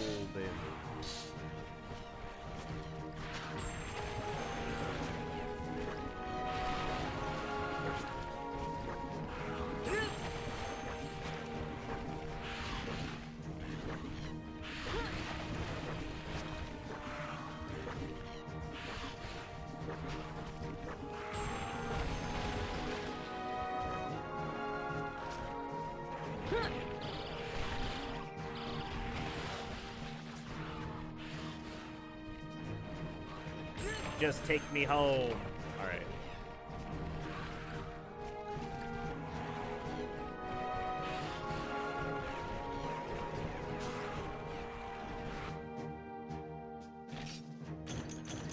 High plus. Yes.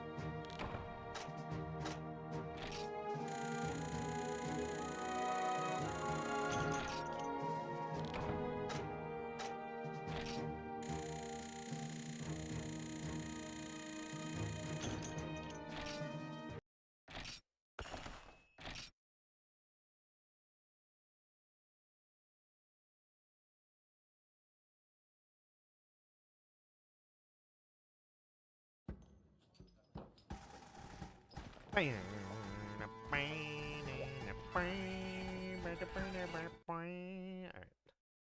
I'm sorry. I can't help myself. Alright.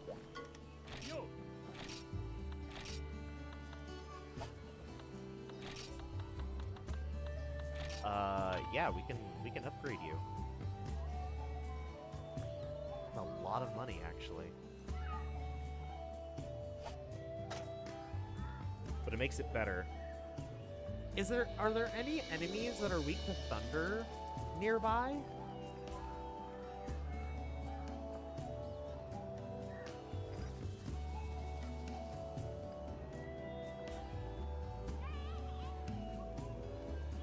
Now that I'm saying that, like, Plesioth is weak to thunder, but I feel like Plesioth is also weak to fire. Is he not?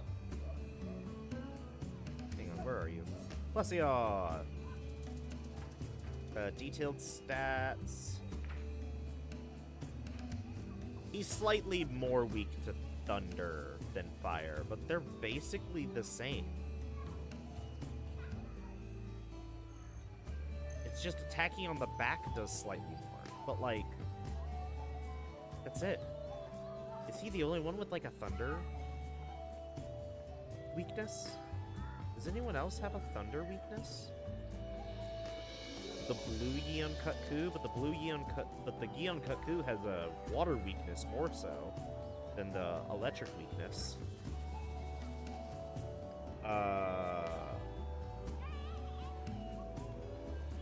Rathalos? No, Rathalos is also water, mostly. Yeah, wait a minute, what's the point of the thunder?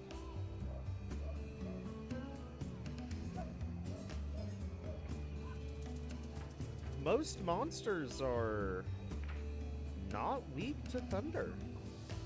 Or if they are weak to thunder, they're weak to something else more so than thunder. Like Lao Shang Lung, for example. Technically, it's slightly weak to fire, water, and thunder. Water being the worst one. Thunder being okay, but fire does a decent chunk of damage. And then, of course, it's actually genuinely weak to dragon. Genuinely weak to dragon. That's just with the spine, too. Like, otherwise, it does the same amount of damage as fire. That's crazy. That's crazy! Alright. Oh, nope, it does. The stomach, it also kind of does a little more. So it's not entirely worthless. It's just mostly. Damn.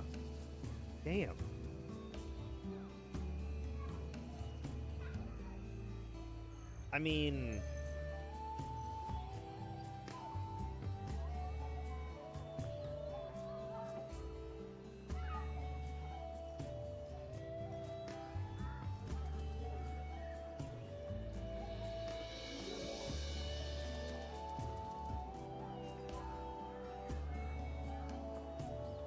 yeah. That's crazy.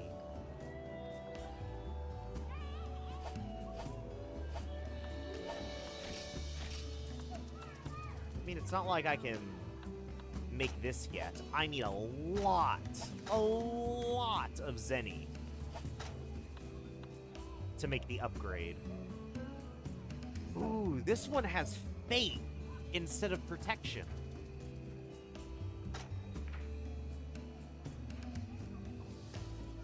Okay, it didn't have enough protection anyway to actually get me the protection boost. So it's fine. As long as it has everything else.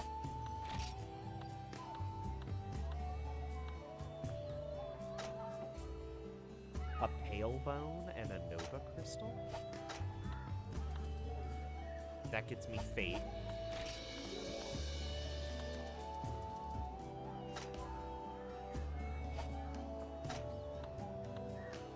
That gets me Fate.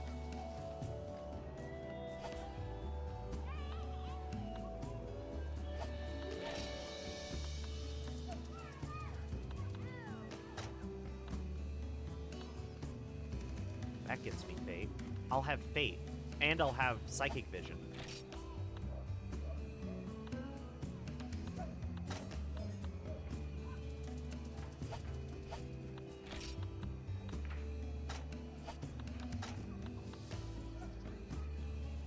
But in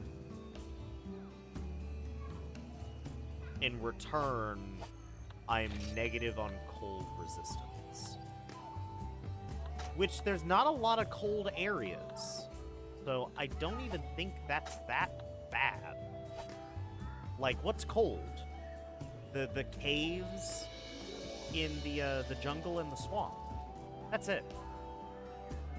And it's like, other than Hezu, there's no real reason to be in those caves anyway. Unless they make me fight a Viserios in the swamp. In which case, they'll likely spawn him in a cave. But still, basically, other than Kezu, like, you're not going to be in a cave. And, like, I can spare a couple hot drinks for just Kezu. And that'll be fine. So yeah, it's not a bad trade at all. It's just I need the Zenny. I need the Zenny for the boost. And I'm gonna need a lot of it. Like, holy shit.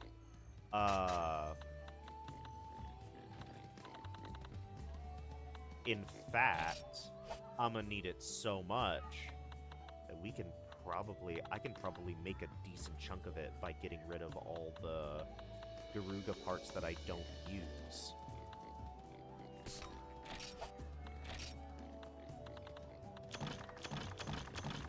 And if that's how I do it, then that's how I do it.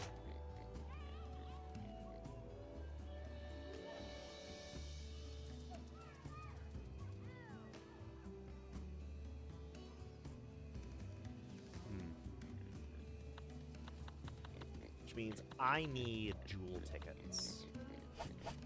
For jewel tickets...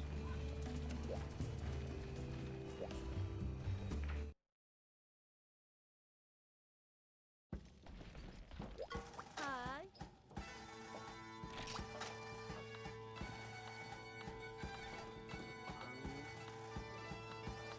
Will Powder Stones get me jewel tickets? Potentially? But I know for a fact that this'll get me jewel tickets.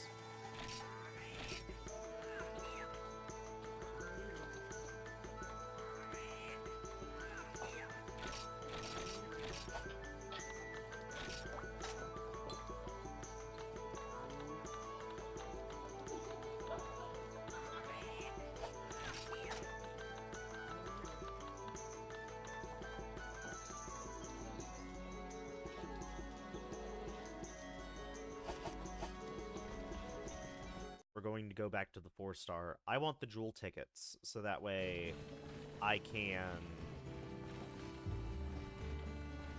but that's just going to be a shit ton of money again.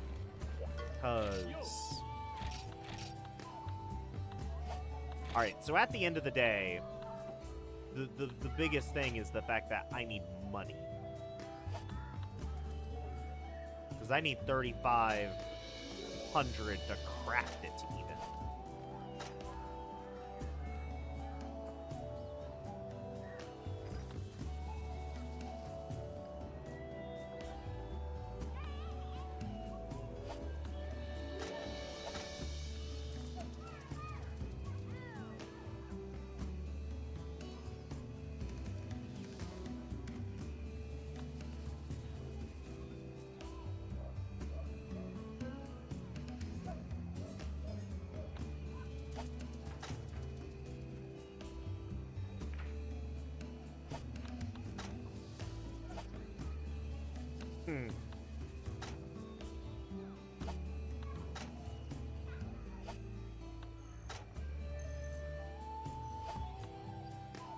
So yeah, I would need money anyway.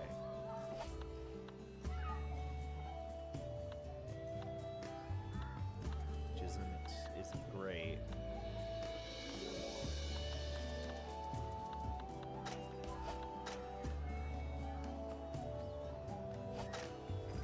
Fire Dragon Sword.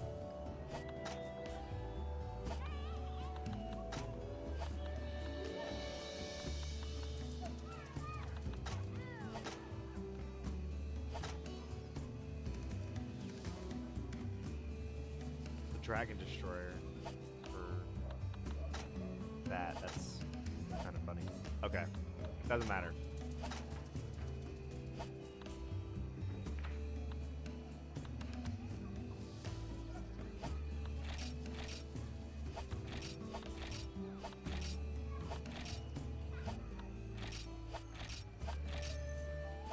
Like, I would need to sell some stuff anyway in order to get that sword. But, like, I'm too scared to sell things. Because I don't know if it's things I'm gonna need. Like, okay. We can sell the crickets. Ain't no way in hell we're gonna need any of this bait. And if we do need this bait, it can be easily purchased.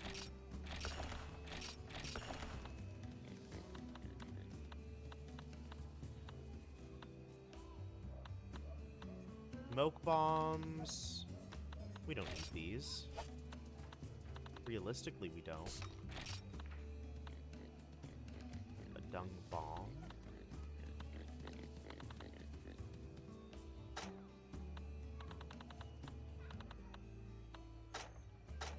So we got a bunch of power seeds and armor seeds. A lot of stone.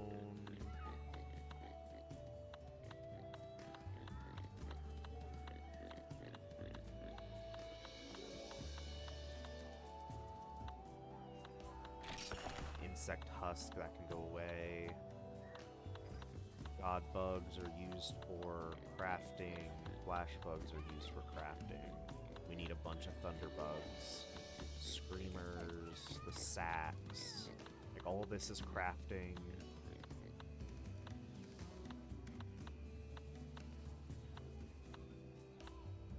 I think we can safely get rid of, like, the moss swine hide and the Fango pelt and the Fango head. I think that's safe to trash.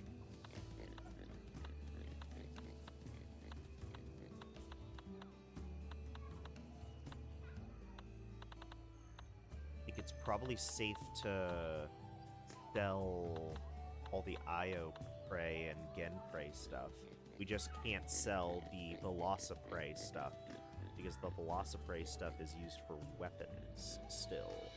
Let me double check. I need iron.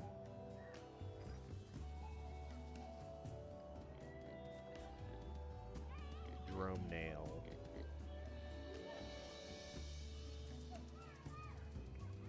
Where are you, Drome nail? There you are. Velocidrome, Velociprey.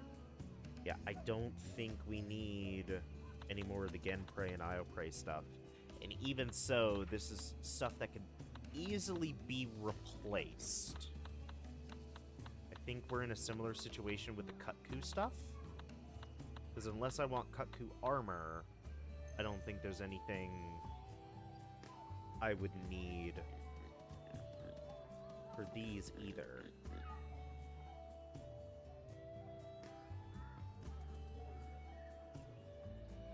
Because a lot of the sword and shield stuff is Rathalos stuff. Rathalos, Diablos, Gravios.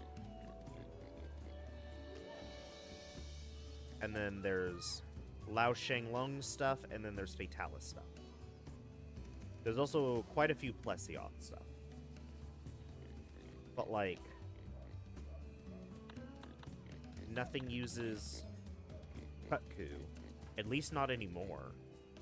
I don't believe anything used Kutku, actually.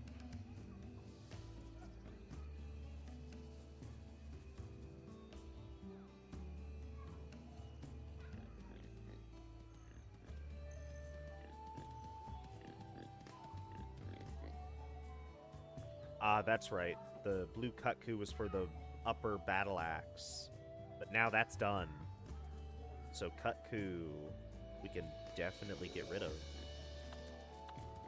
Plesioth, we can't. Rubbery hide, we can't. Okay. So All of this stays. This can go.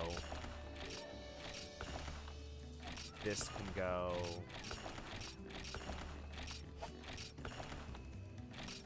These can go.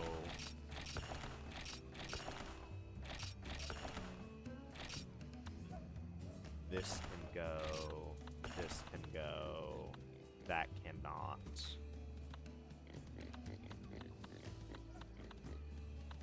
Pink Rathian? I think we definitely want to keep all this. Azure, Flabby Hide.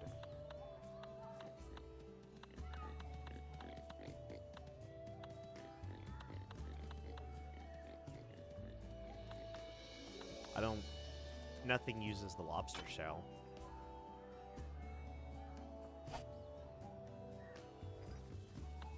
Yeah, like nothing uses the lobster shell.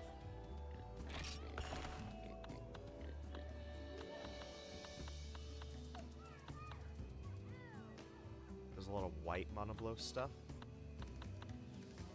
Is there anything white Monoblos related? I don't think there is, actually. Let me double check. There's regular Monoblos stuff that I still actually need. I need to actually fight a regular Monoblos and break his horn twice. Actually, 3 times. Well, no, that would be 4. I can't count! Yeah, there's... doesn't look like there's anything white Monoblos related for crafting. And worst case scenario, like, the white Monoblos isn't that hard to fight. Especially if I get some of these other things.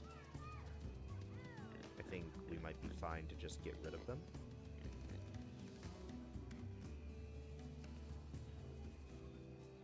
Yeah.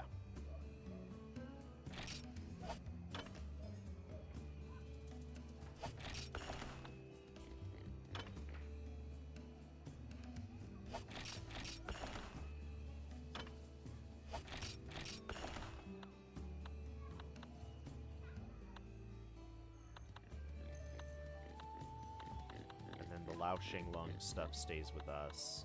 The Garuga stuff, I would love to get rid of the Garuga stuff.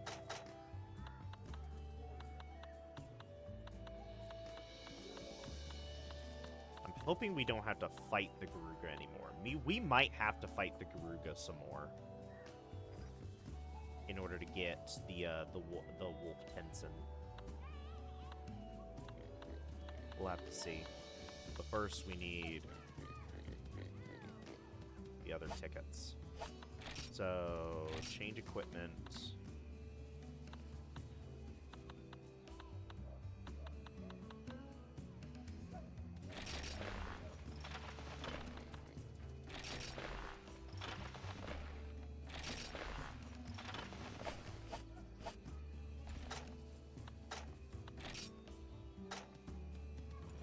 Backpacking expert. That's all we want.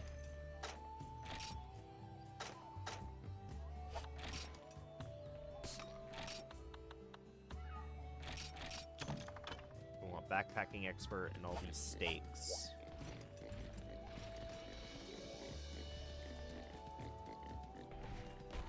Oh no, wait, we also want...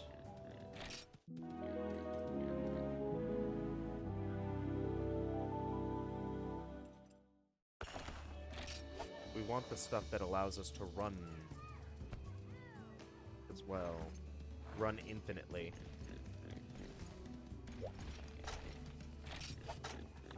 Shit. What was that again?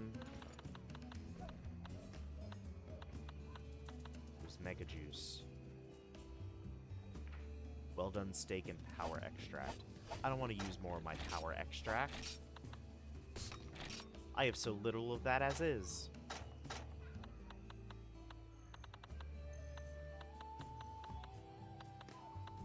I don't even know where it went.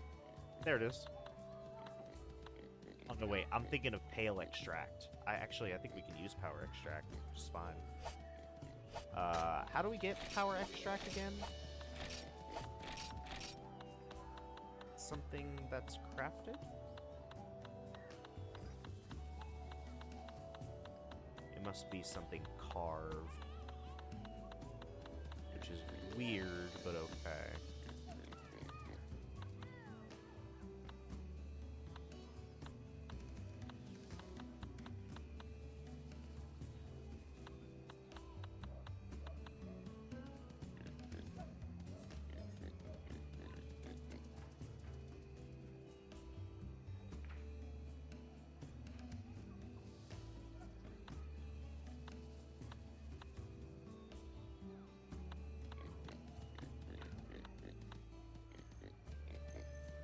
Power Juice is just a catalyst and a rare steak.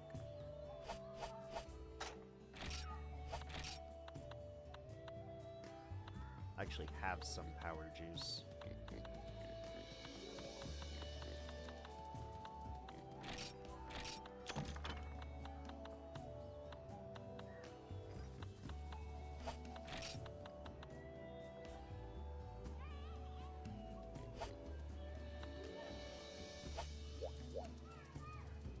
Okay.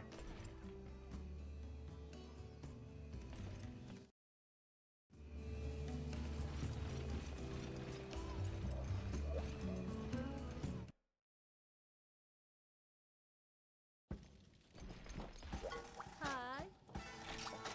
Actually curious. Powderstone is 30 minutes! And it's 3 of them!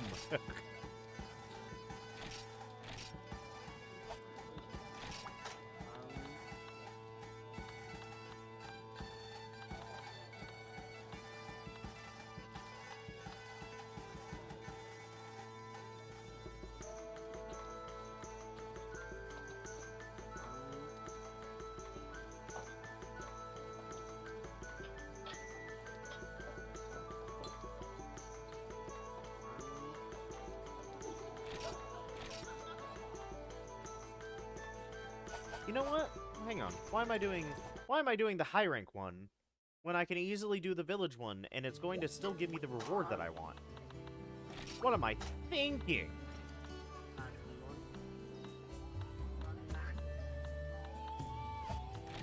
I'm a fool. I just need to find a crystal hunting, deliver 1 sootstone ore. I think that's it. That's all I need.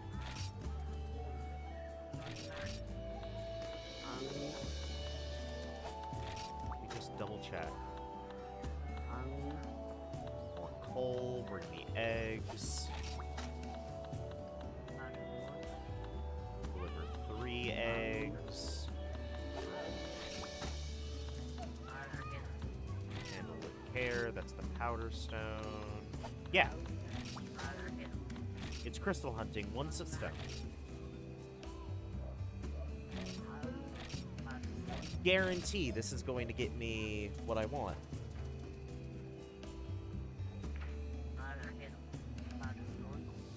Very, very little trouble. Because it's 30 minutes, but it's only 1. And I'll still get the jewel ticket. Pretty sure. Yeah, what the hell was I thinking? Alright, let's do it.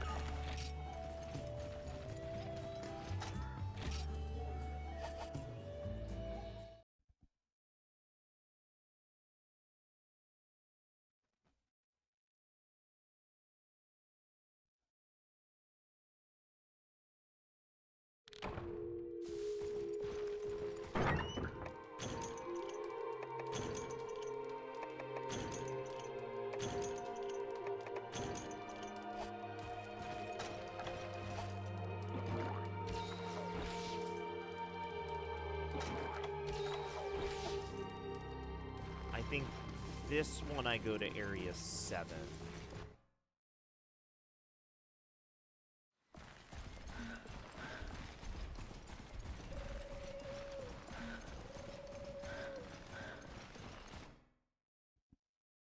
Actually, no, I think it's 11.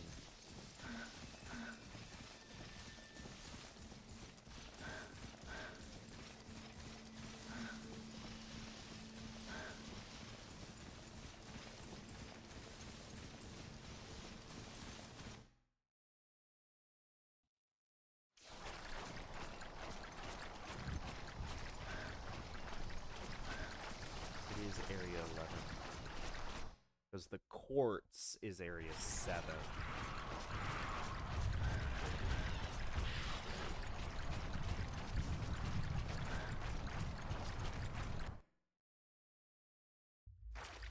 Yeah.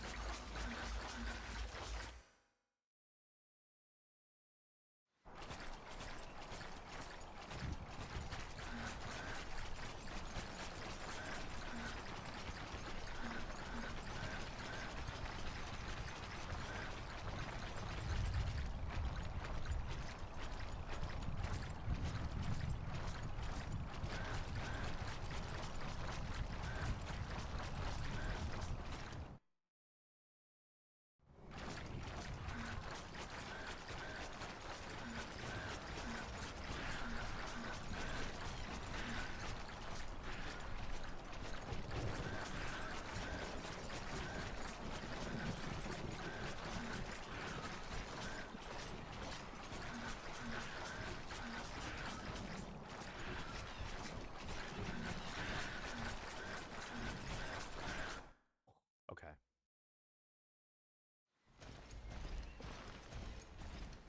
Don't look at me, don't look at me, don't look at me.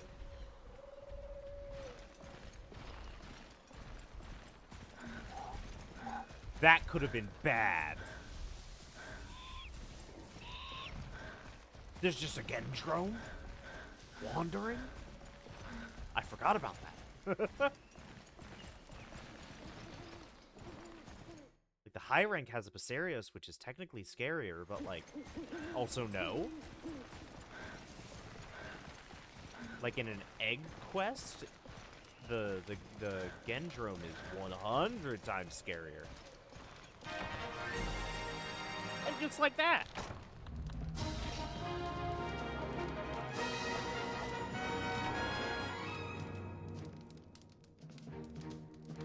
It's easy.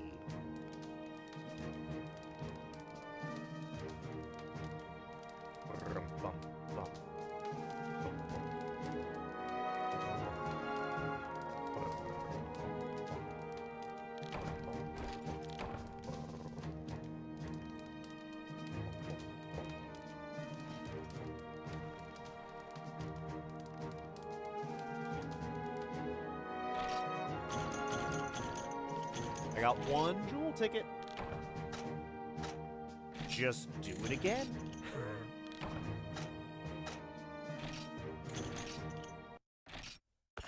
Just do it again. And then we got all the jewel tickets.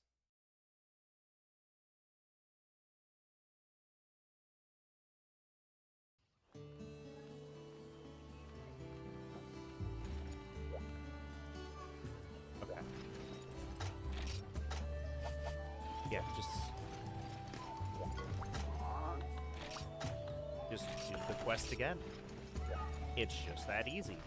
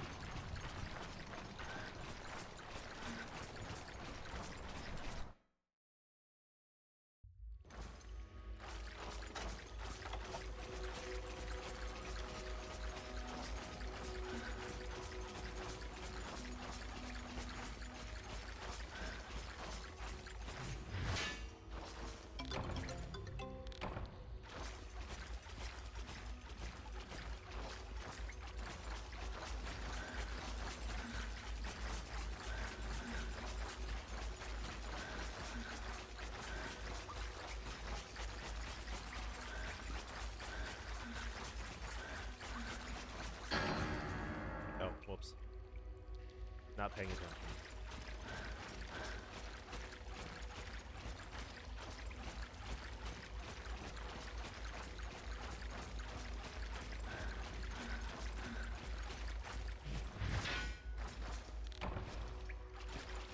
What do you mean nothing found?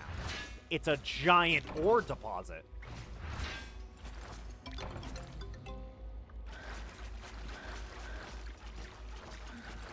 I forgot that there's the very real fear of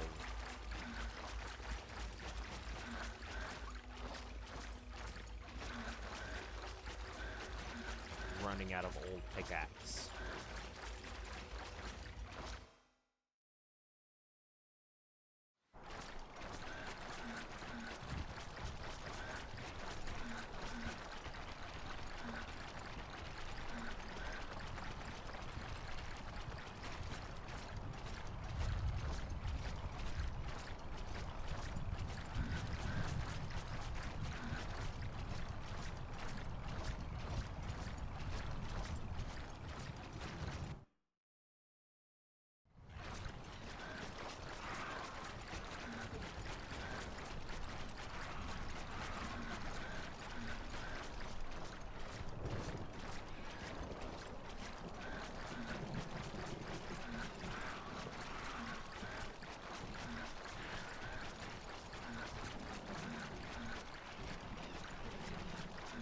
Okay.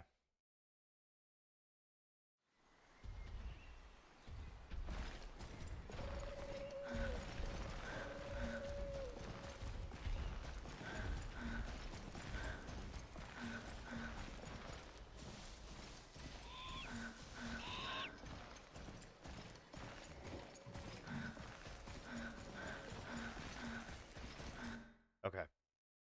Yippee!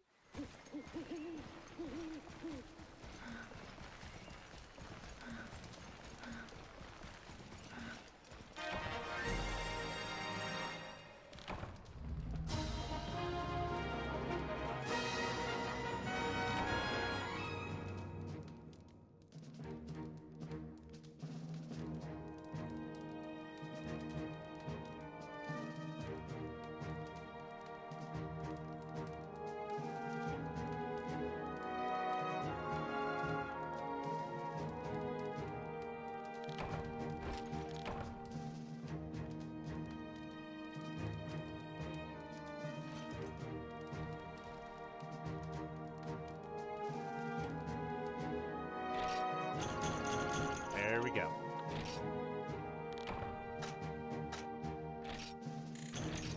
That's all the jewel tickets that I need.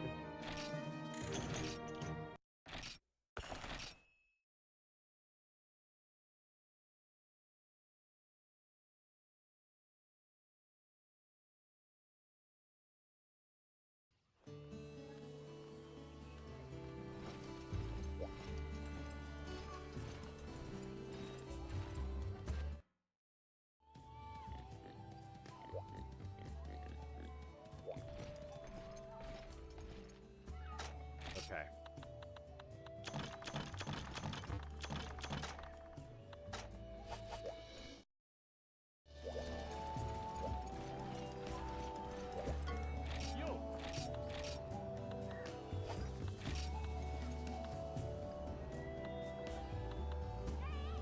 The Raven Tessin.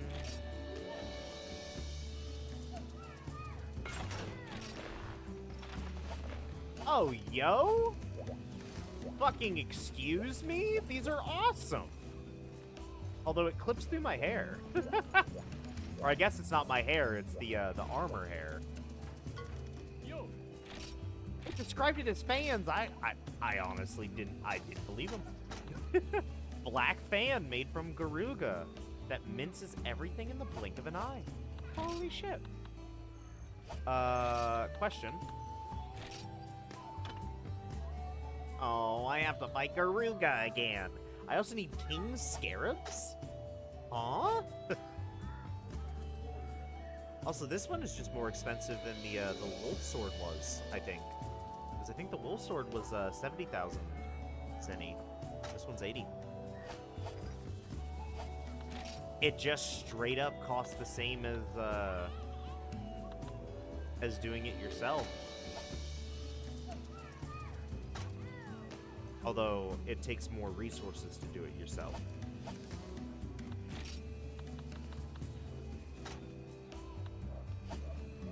Alright. But, this does still tell me something very important. And that, aside from the long Garuga ear and the Garuga wing, I can sell everything else Garuga related. And it'll be fine. And that'll give me even more money. Just give me the wood blade. And then sell. Alright. Garuga scales, who needs them? Garuga shell, who needs them? Garuga ear, I don't need those. Sharpened beak, don't need those. I do need that. Garuga plate, who cares? Garuga mane, who cares? Garuga carapace, who cares? I do need the long ear. I do not need the stylish beak. Look at that money! I can get Kieran. I can get the Kieran set. You know, I still need the resources for the Kieran set, but I can get the Kieran set. The Kieran Plus. With that money amount, no problem. I think. Yeah, no problem.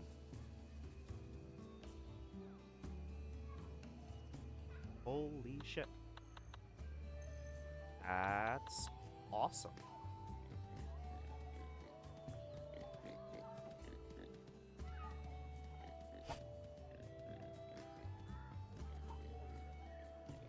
It's just that easy. Okay. Well...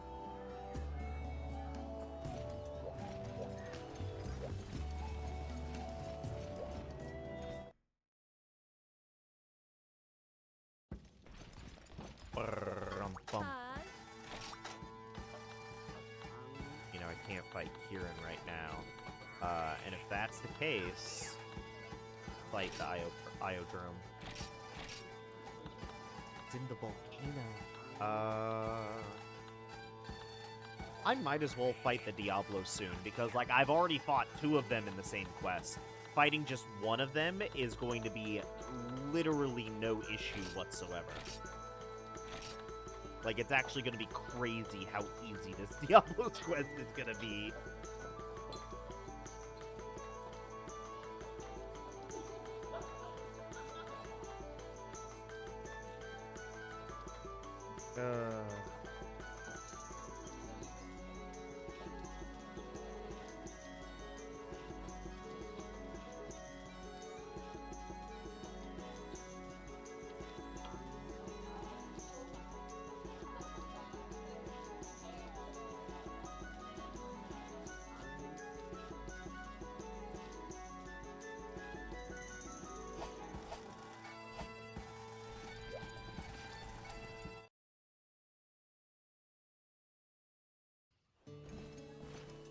Okay.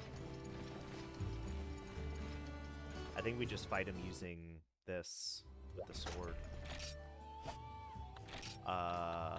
We will need some cool drinks. Honestly, don't think we'll need well-done steaks, but I'll take it anyway. And then... take the whetstones.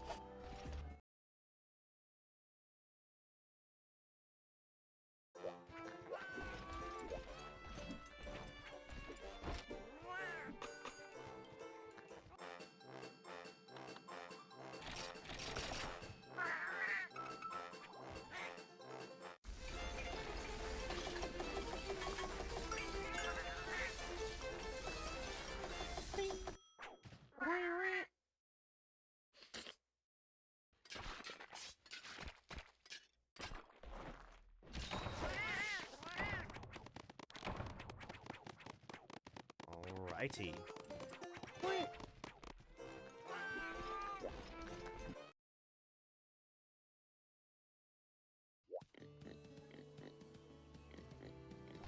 Alright. Let's kill these Iodrome, and then I'll probably call the video there. Even if Kieran shows up again. Because Hi. I think this will be a good spot to land on. Technically, haven't really done much level 5 quests. It's been a lot of grinding for this guy. But you know what? That could have taken a while, so I'll take it. I'll take it. Slay 3 Iodrome, Expert Hunter. I've been fighting Iodrome, but I had to retreat with just 3 of them left. The credit's yours if you can take them out for me. All of it? The whole credit? Alright. Let's do this. Honestly, I probably don't even need healing items.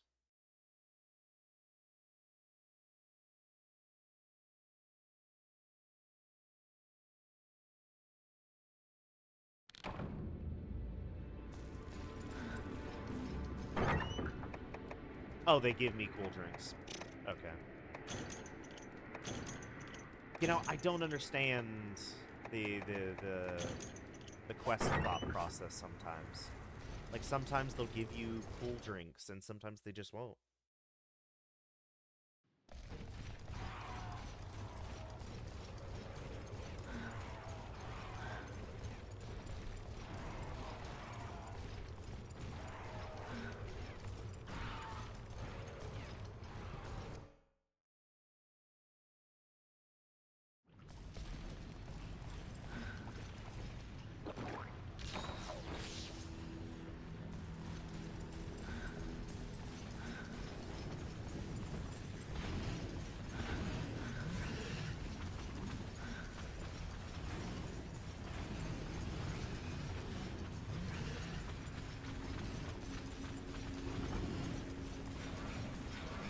Oh, you're here.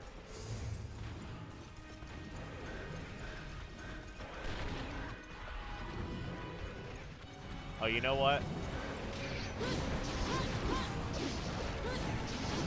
I forgot to re-equip the correct armor.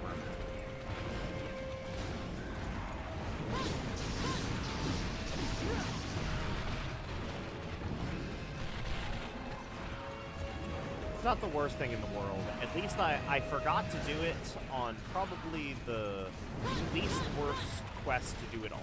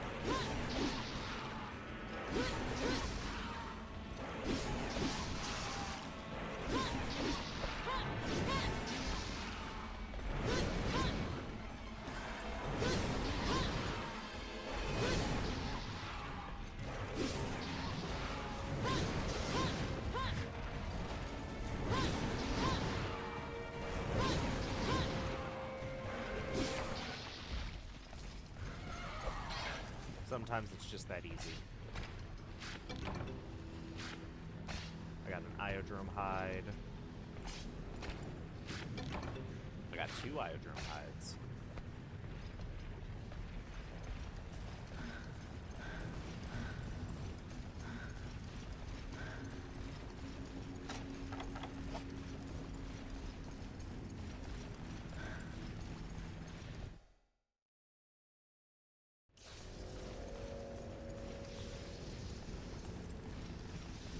You know what? I think I'll camp at Area 4. Because if the general pathfinding just goes to Area 4...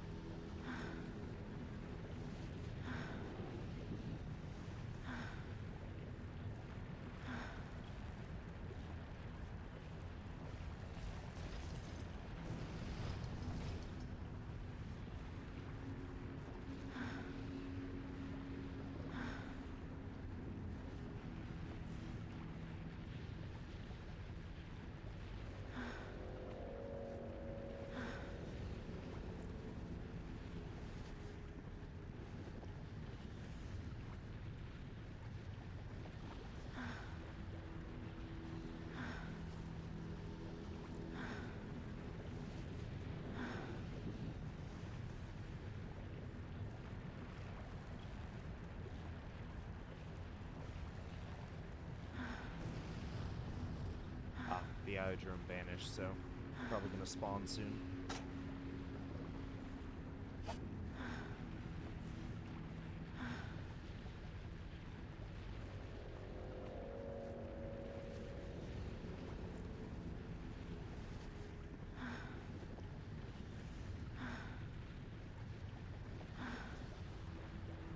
There you are.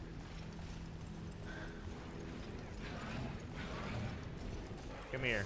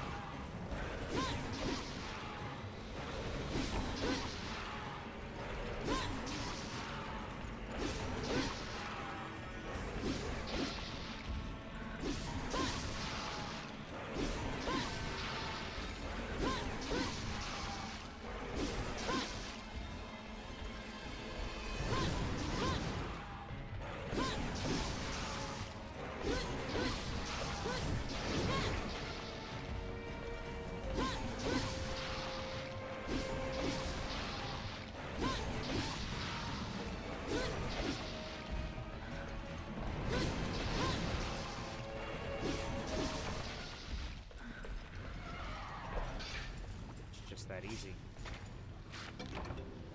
It is just that easy. All right.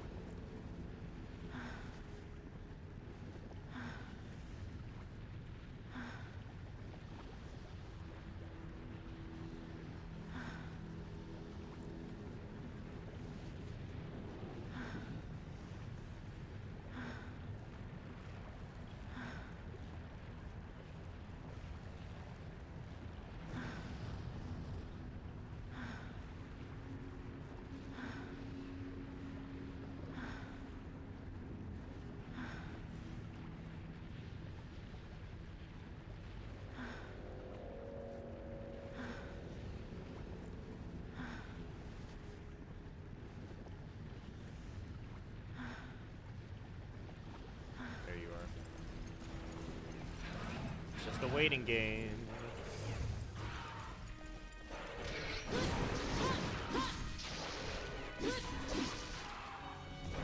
If I could do this without using a single whetstone, that'd be fantastic. I might even be able to do this without using a single extra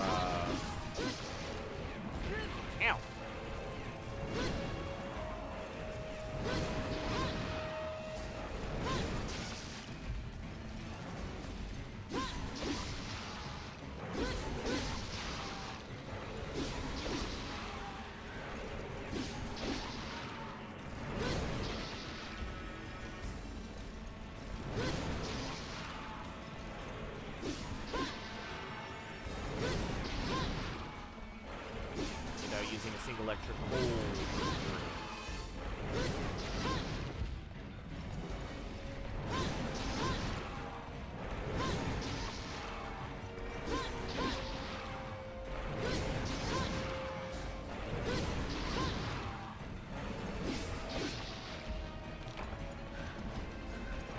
Peek at the devil.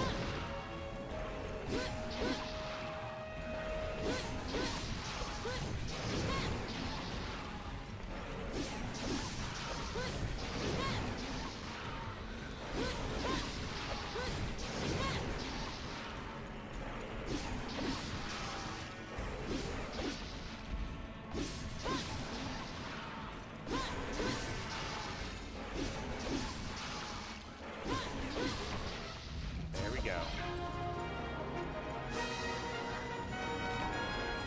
Help! Alright. It's just that easy.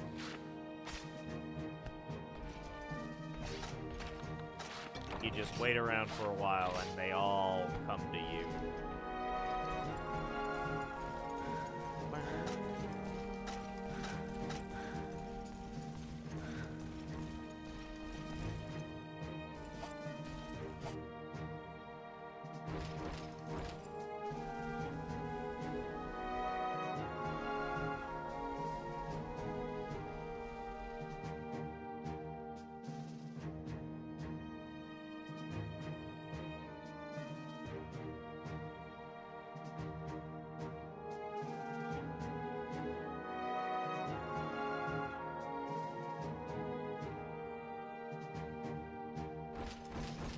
Alright.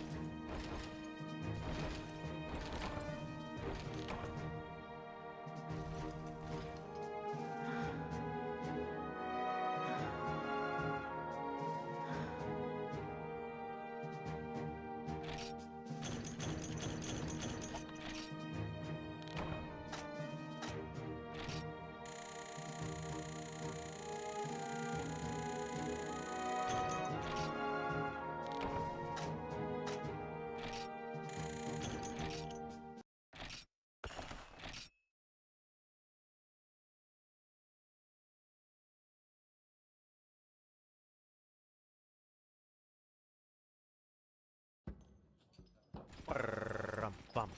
And now I can sell all this IO prey / Jerome stuff.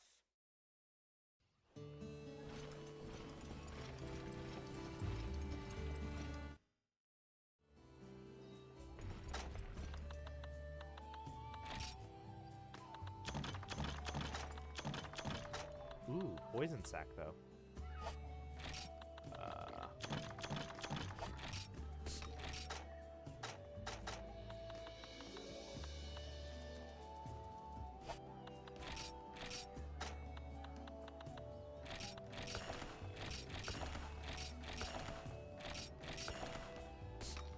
Even more money, baby. All right.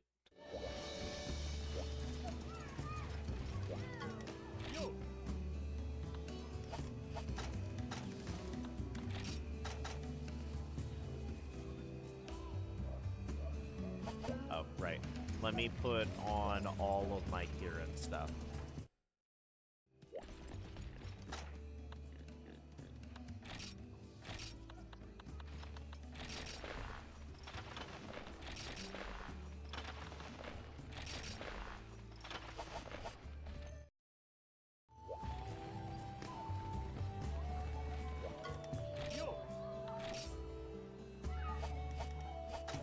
Definitely not going to have enough.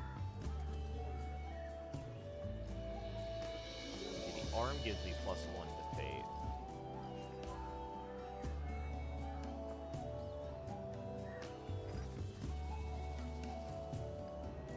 Oh, wait. I actually did have protection. Ooh, so it's going to give me fate instead of protection. What does fate do?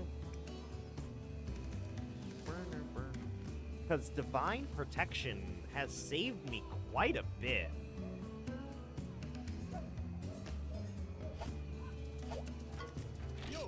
Because...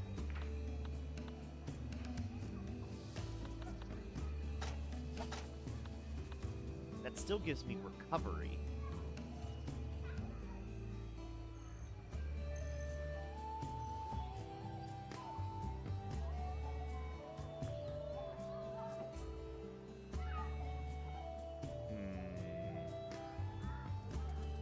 Show me armor. No, show me skills.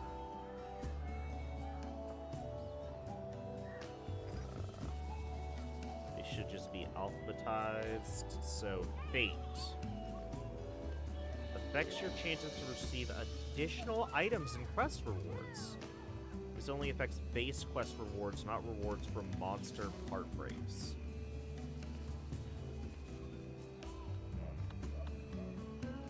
But, even though it doesn't give me divine protection, it is just 50 more defense all the way down. Just 50 more base defense all the way down.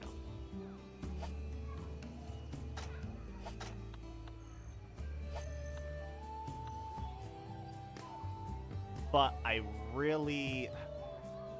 need to make sure that I can just get it immediately and not try to piecemeal it. Because if I try to piecemeal it, I'm going to lose divine protection without gaining the very good luck. Or it would just be good luck, because it's just +2.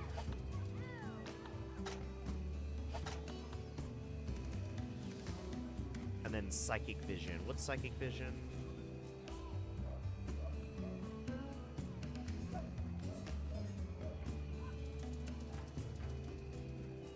Detect shows a detailed monster icon on the map as long as the monster is being tracked. Auto Tracker additionally shows monster icons on the map at all times without the need to track.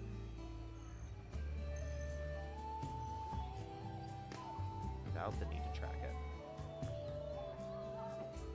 No shit.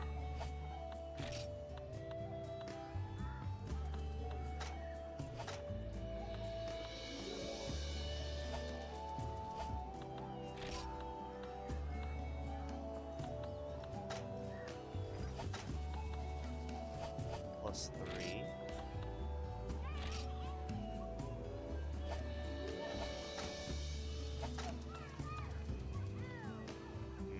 But then it doesn't give it to you here.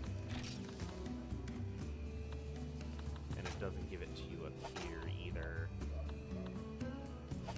So then you're just left with nothing. Actually, the regular Kirin Horn has Psychic Vision.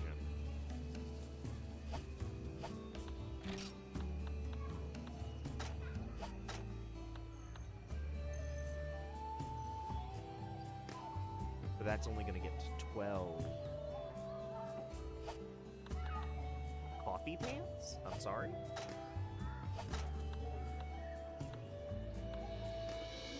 Torso increase?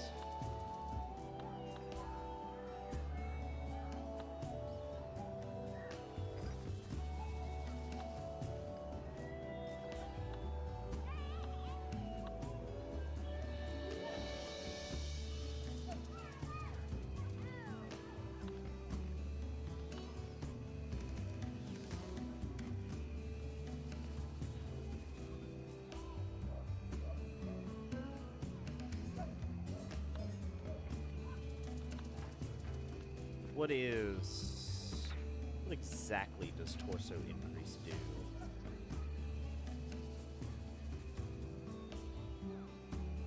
It just copies.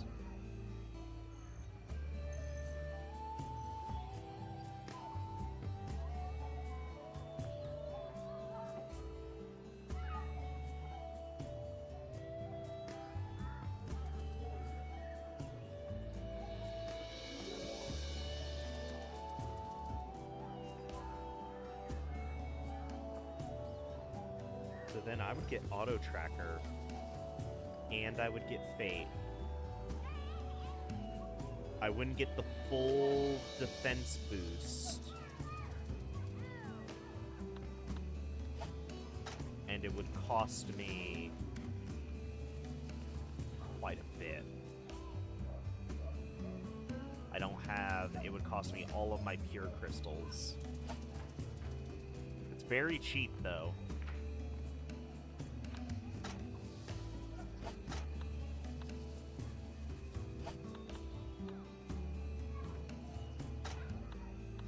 17 defense.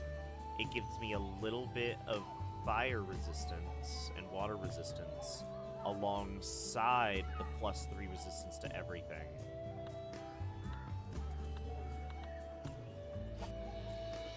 Ha!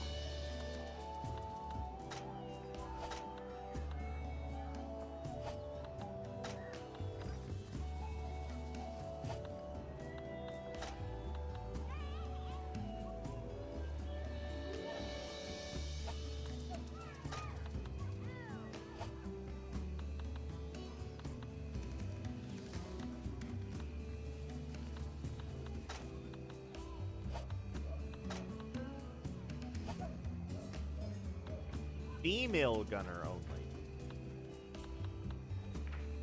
Personal tights. Female only. Female blade master only. Interesting.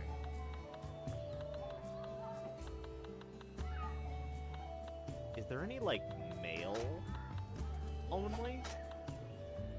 I feel like I haven't seen any. Copy pants are just the blue pants plus for a torso increase. I think that might be worth it though. Like I end up losing defense even compared to just the regular Kirin leg guards.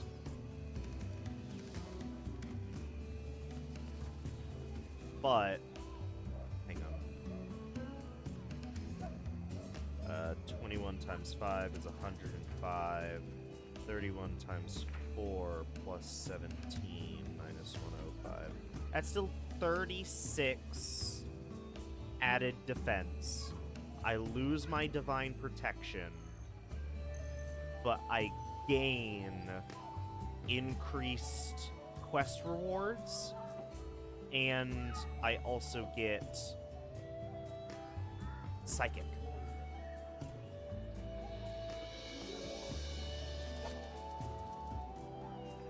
Actually, wait. I don't even get psychic. Because to get psychic... Oh, no, wait. If I keep the regular Kirin horn, I would get it. If I keep the regular Kirin horn instead of upgrading it... Okay, if that's the case, then 31 times 3... plus 21 plus 17 minus... Okay, so it's a 26-point defense upgrade. Still pretty good, I'm pretty sure. I keep regular Kirin horn. And then I get the copy pants, and then I get the plus version of the waist gauntlet and plate. And then I get auto tracker. And then I'll never have to... wonder where the monster is again. I'll just immediately know. That might actually be, like, a really, really good investment. The rubbery hide. Oh, this takes thunderbugs? Okay.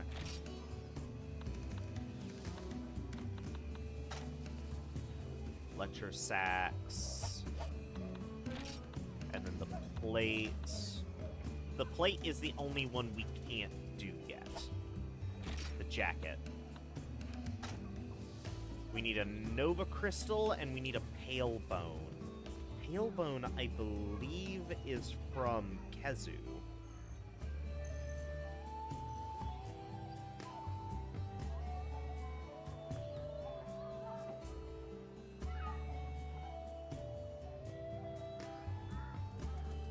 A 10% high rank card.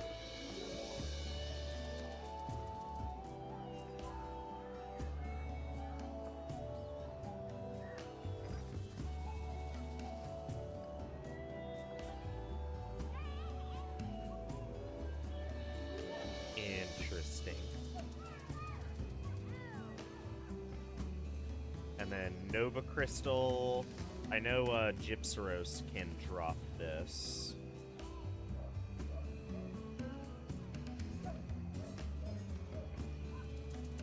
just Gypsaros?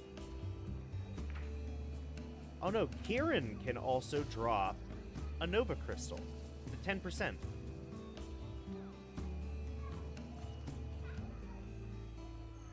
It's a 10% Kieran carve. I can also get it by trading a Vespoid Abdomen in the swamp. Huh. It's also a quest reward for a lot of G rank quests. Like, there's quite a few G rank quests where it's a 29% quest reward, which is cool.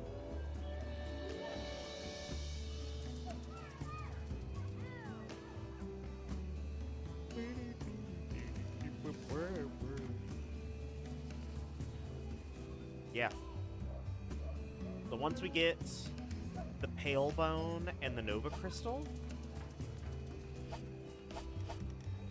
we're good to just go for it. Yeah. Yeah. This sounds fantastic. All right. And then, you know what? In the meantime,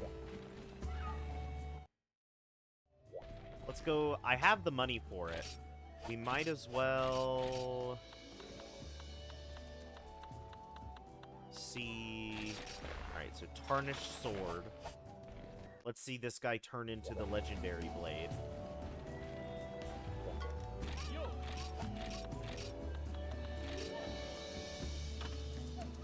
Takes a bunch of Earth Crystals, but hey.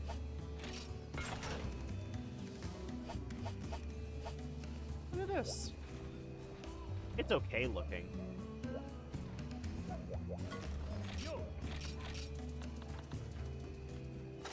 And now, an ancient sword that was once hidden beneath layers of rust. And now, with enough money and enough Earth Crystals, I can turn it into Eternal Strife. Way less attack. 630 dragon attribute. Weaponsmiths of old worked 108 days straight to make this legendary dragon sword. And it's got a decent amount of green sharpness with a massive dragon attribute. The only thing that brings it down is its attack. Which, if I am fighting specifically things that are really weak to dragon, that attack shouldn't matter much. I don't think it should, at least.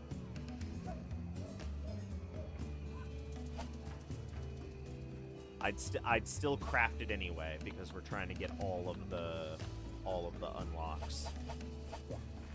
But we need a lot more Earth crystals, and I probably wouldn't even use it until the next Lao Shanglong quest, which is probably going to be the urgent for rank 5, if I had to take a guess. So we're fine for now. Next up, the Kirin Megabolt. This is what the Kirin Megabolt looks right now. I forgot how, like, genuinely sick this looks. This is awesome.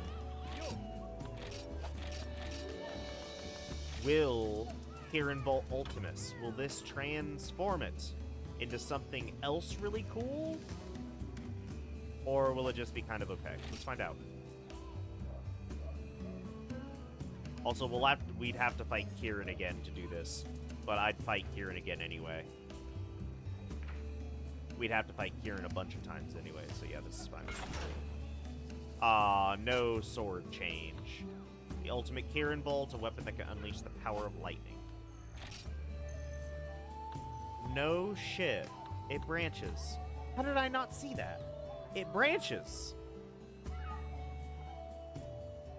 Damn it, I have to... Hang on, can I can create a Kirin Bolt right now.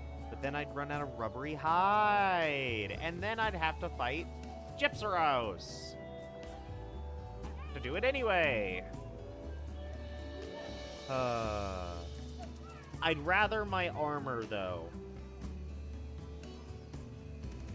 I'd rather focus on my armor than anything. And, like, I can fight Kieran again. I'd rather not have to go back to Gypsaros until I truly, like, start the big grind. Holy shit. Blue sharpness, 390 thunder attribute, 6 defense. Rumored to be made from a mythical beast. The blade is enveloped with electricity. 18 Kieran mains, 3 Kieran Azure Detail, and 3 Kieran Azure Horns. The Kieran bolts require 5 special Kieran hides. That's probably G rank. Kieran Thundertail, and Kieran Azure Horn. Less thunder attribute, more overall attack, more defense. Placed into one's hands, it is like holding the pillars that bind heaven and earth. What are these descriptions? That's crazy. That's a crazy description.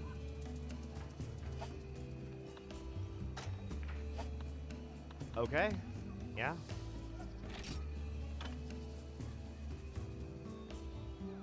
That needs her Chris's too.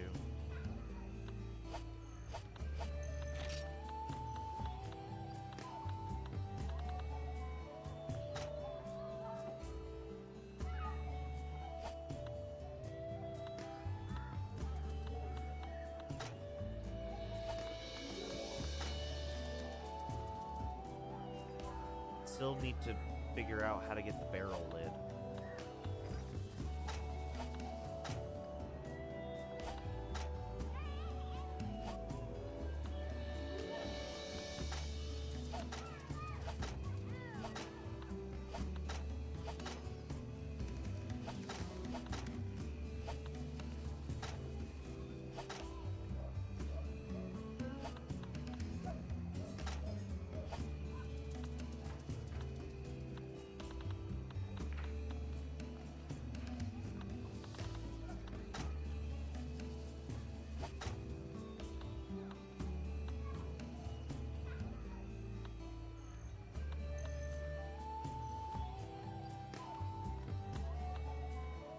Alright. I'd say this is as far as we go for right now. Next time... Hi. Kieran still isn't unlocked. So...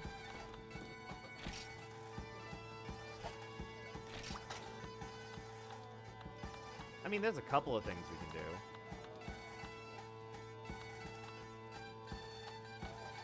This is going last. Nightmare battle? This is going last. I don't even know what to do. Play 2 Gravios? Like, do I have to slay them at the same time? Like, are they both in the arena at the same time? If it's one after the other, maybe. I might be able to do that.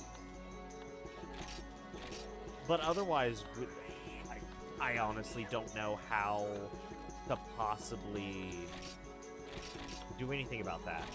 2 Viserioses, that shouldn't be hard. 4 Horn was way too fucking difficult, but we did it. Rathalos and Rathian, that shouldn't be hard. Plesioth shouldn't be hard, especially since it's a kill quest. Hezu shouldn't be hard. Both the kill and the capture, I don't think either of those are going to be hard. That's a nightmare. Powderstone, that's going to be annoying, but it should be fine. Rathian will be fine. Rathalos will be fine. Oh, catch a Rathalos? Less fine, but still fine. Viserios, that's just 1 slay, that'll be fine. Killing 1 Gravios should be fine. Killing 1 Diablo should be fine. Like, yeah, all of these should be fine. Except this. Except this.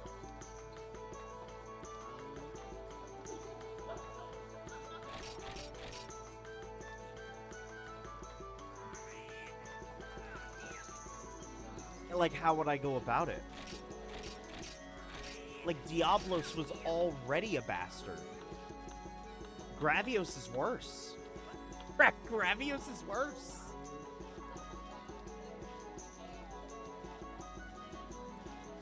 Yeah, I don't know. We'll worry about it when we inevitably come to a standstill. Because, you know, I can put it off, but once I get to that point, like, you literally can't put it off anymore. Holy shit. I can't, like, that's nuts. That's actually nuts.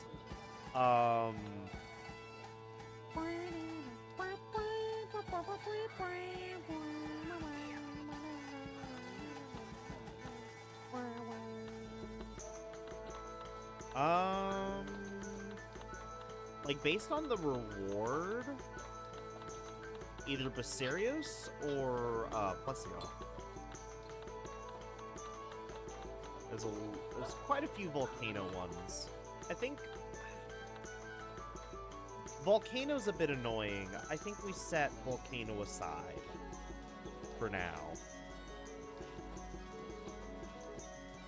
Because if we set Volcano aside and do the other ones... Well, I don't know. We'll worry about it. We'll worry about it next time. Because, I mean, I just did Ioprey, and Ioprey was fine. It's just making sure we have cool drinks before going in. Because you never know when a quest will just not give you cool drinks. The Diablos... I guess Diablos might technically have more health. Because they do introduce Diablos way later than Gravios. Gravios is a level 5 monster, or a 5-star monster in the village, while Diablos is a 6-star. But they also didn't let me fight Kezu for the longest time. Kezu was annoying. I was gonna say Kezu was fine. Kezu was fine now. Now that I have thunder-resistant shit, and now that I have a sword that kills him, now he's fine. But he was annoying.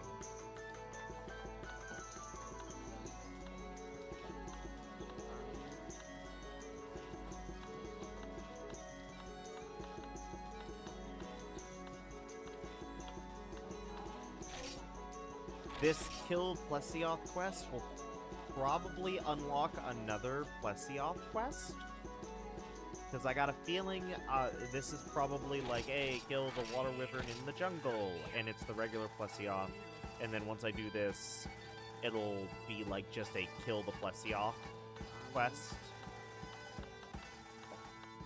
Like just slay the Rathalos, it'll be like slay the Plesioth, and it might be a green Plesioth.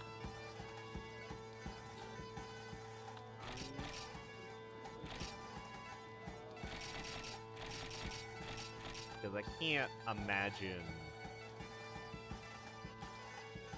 they wouldn't use some of the variants. And if that's the case, then all the colored variants, like this Rathalos right here, will probably unlock, I believe it's called the Smoke-Clad King in the Volcano for Rathalos. This Queen of the Jungle, that'll probably unlock the Pink Rathian after killing her. Sarios, I don't think, has an extra color.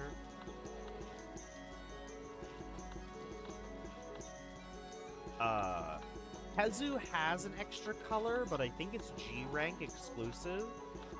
Same with the Gravios. Gravios also has an extra color. Diablos also has an extra color, but I think they're all G-rank.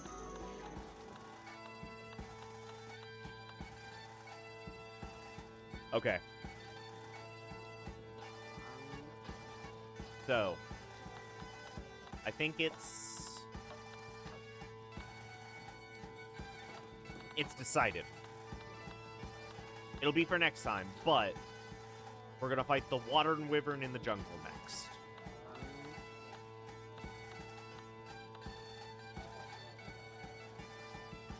Mainly because if No, more likely when. When the green Plesioth quest opens up, we can take a little break from killing Plesioth and kill a Basarios instead.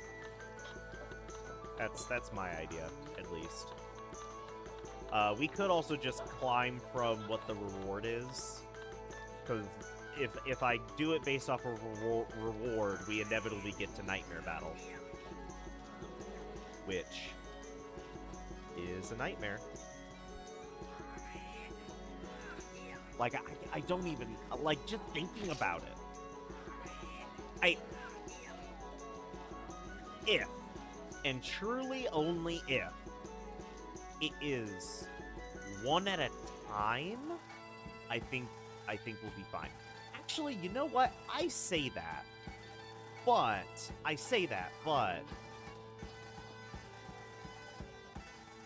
if there's 2 Gravioses, and if I plan and buy a bunch of large barrel bombs like I did with the Diablos, but there's 2 of them at the same time, they could both be hit by the same bombs, and thus they'll both go down faster. I think, theoretically.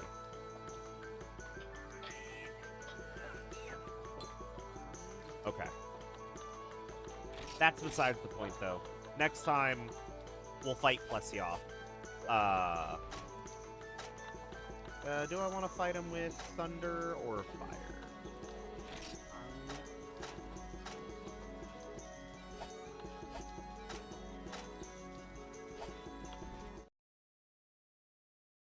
What's my base attack on this sword?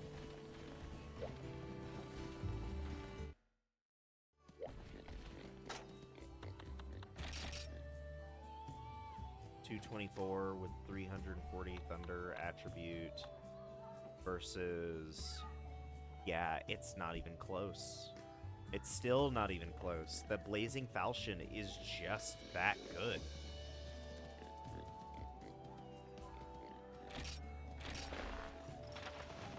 Like, thunder technically does slightly more damage to one part of its body, but this will just do more damage overall, considering I'll mostly be fighting at its feet in order to knock it down, and maybe attacking its throat. Yeah. Next time we fight Plesioth, and we just go from there. Oh. I'm not looking forward to having to go back and do a bunch of old quests in order to get the necessary drops to, you know, continuously evolve my weapons. It's a bit tedious. I won't lie. It's a bit tedious, especially with how annoying some of the monsters are.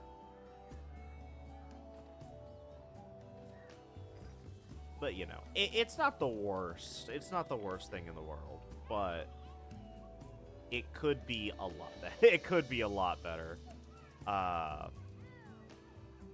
Yeah, just having to go back and grind, especially with some of those drops not being guaranteed. Just over and over and over again. That Kirin set might save me, though, from at least some of the grief.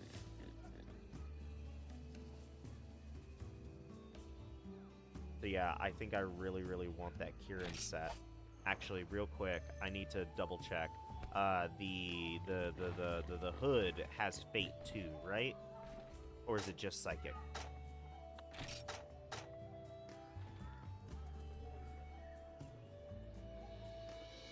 Oh, fuck. If I keep the hood, I won't get Fate.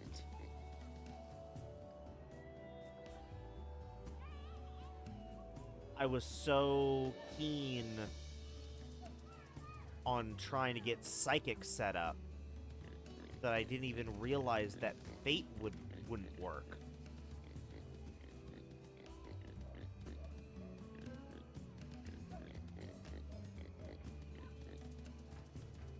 I could still get psychic to the point of, like, more accurate tracking, but, like, at that point, it's worthless.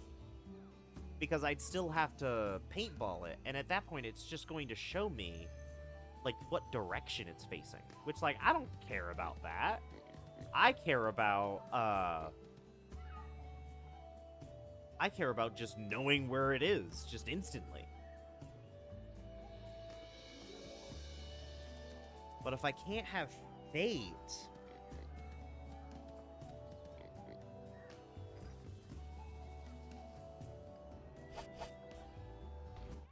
Hang on. I know I was about to end the video, but, like, I need to look at... I need to theory craft.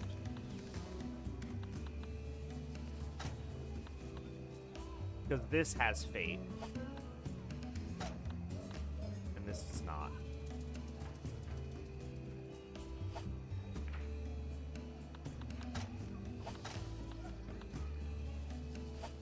Weird question. Is there anything with fate and psychic vision?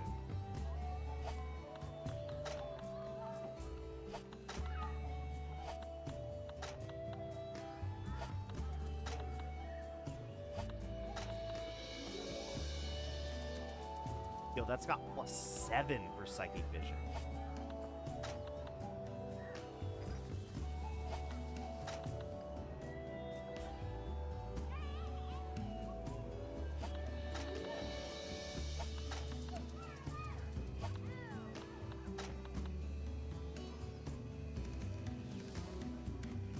You do. But then I'm fucking with everything else. I'm fucking with the all resist up being gone. I'm fucking with recovery being gone. All to get fate. And then I would just have fate and psychic vision.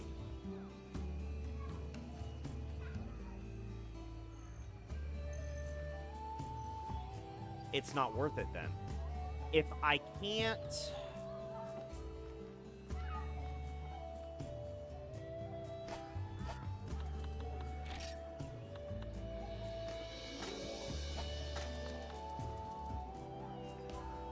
Fate. If I can't have the full-blown psychic vision, then I'd rather have fate. I can deal with not knowing where the monster's exact location is immediately upon entering the quest. I've done that this whole game so far. What I don't want, though, or what I do want, is I want more rewards to thus hopefully make it so that I don't have to do the same quest over and over and over again. At least not as many times. And then I would lose the protection, but that's fine. Okay, so we're gonna go for a full Kirin set, then. We're going full Kirin. And if that's the case, we have to fight Jitzeros. We have to. For the rubbery hide, and if that's the case, I might as well fight the village, the village version, because it'll give me the same rewards. It'll give me the same drops, so that'll be fine. I just need to make sure that I have everything set up, and I won't go for it until I have the Pale Bone and the Nova Crystal. More specifically, the Pale Bone, because I should, theoretically, at least get one Nova Crystal after fighting the Kirin a couple of times. So I just need the Pale Bone, and once I get the Pale Bone, then we can start beelining for getting the Kirin gear. The Kirin Plus gear. Alright, yeah. So yeah, change of plans, no more coffee pants, no more keeping the regular horn. we're going full Kieran plus set so that we can get the full extra 50 defense, and we'll also get Fate, which will increase our quest drops. Okay, okay. Game, set, match. That's what we'll do. That's going to be it for now. Thank you all for watching, especially if you got this far, and stick around, because there's a lot more to come.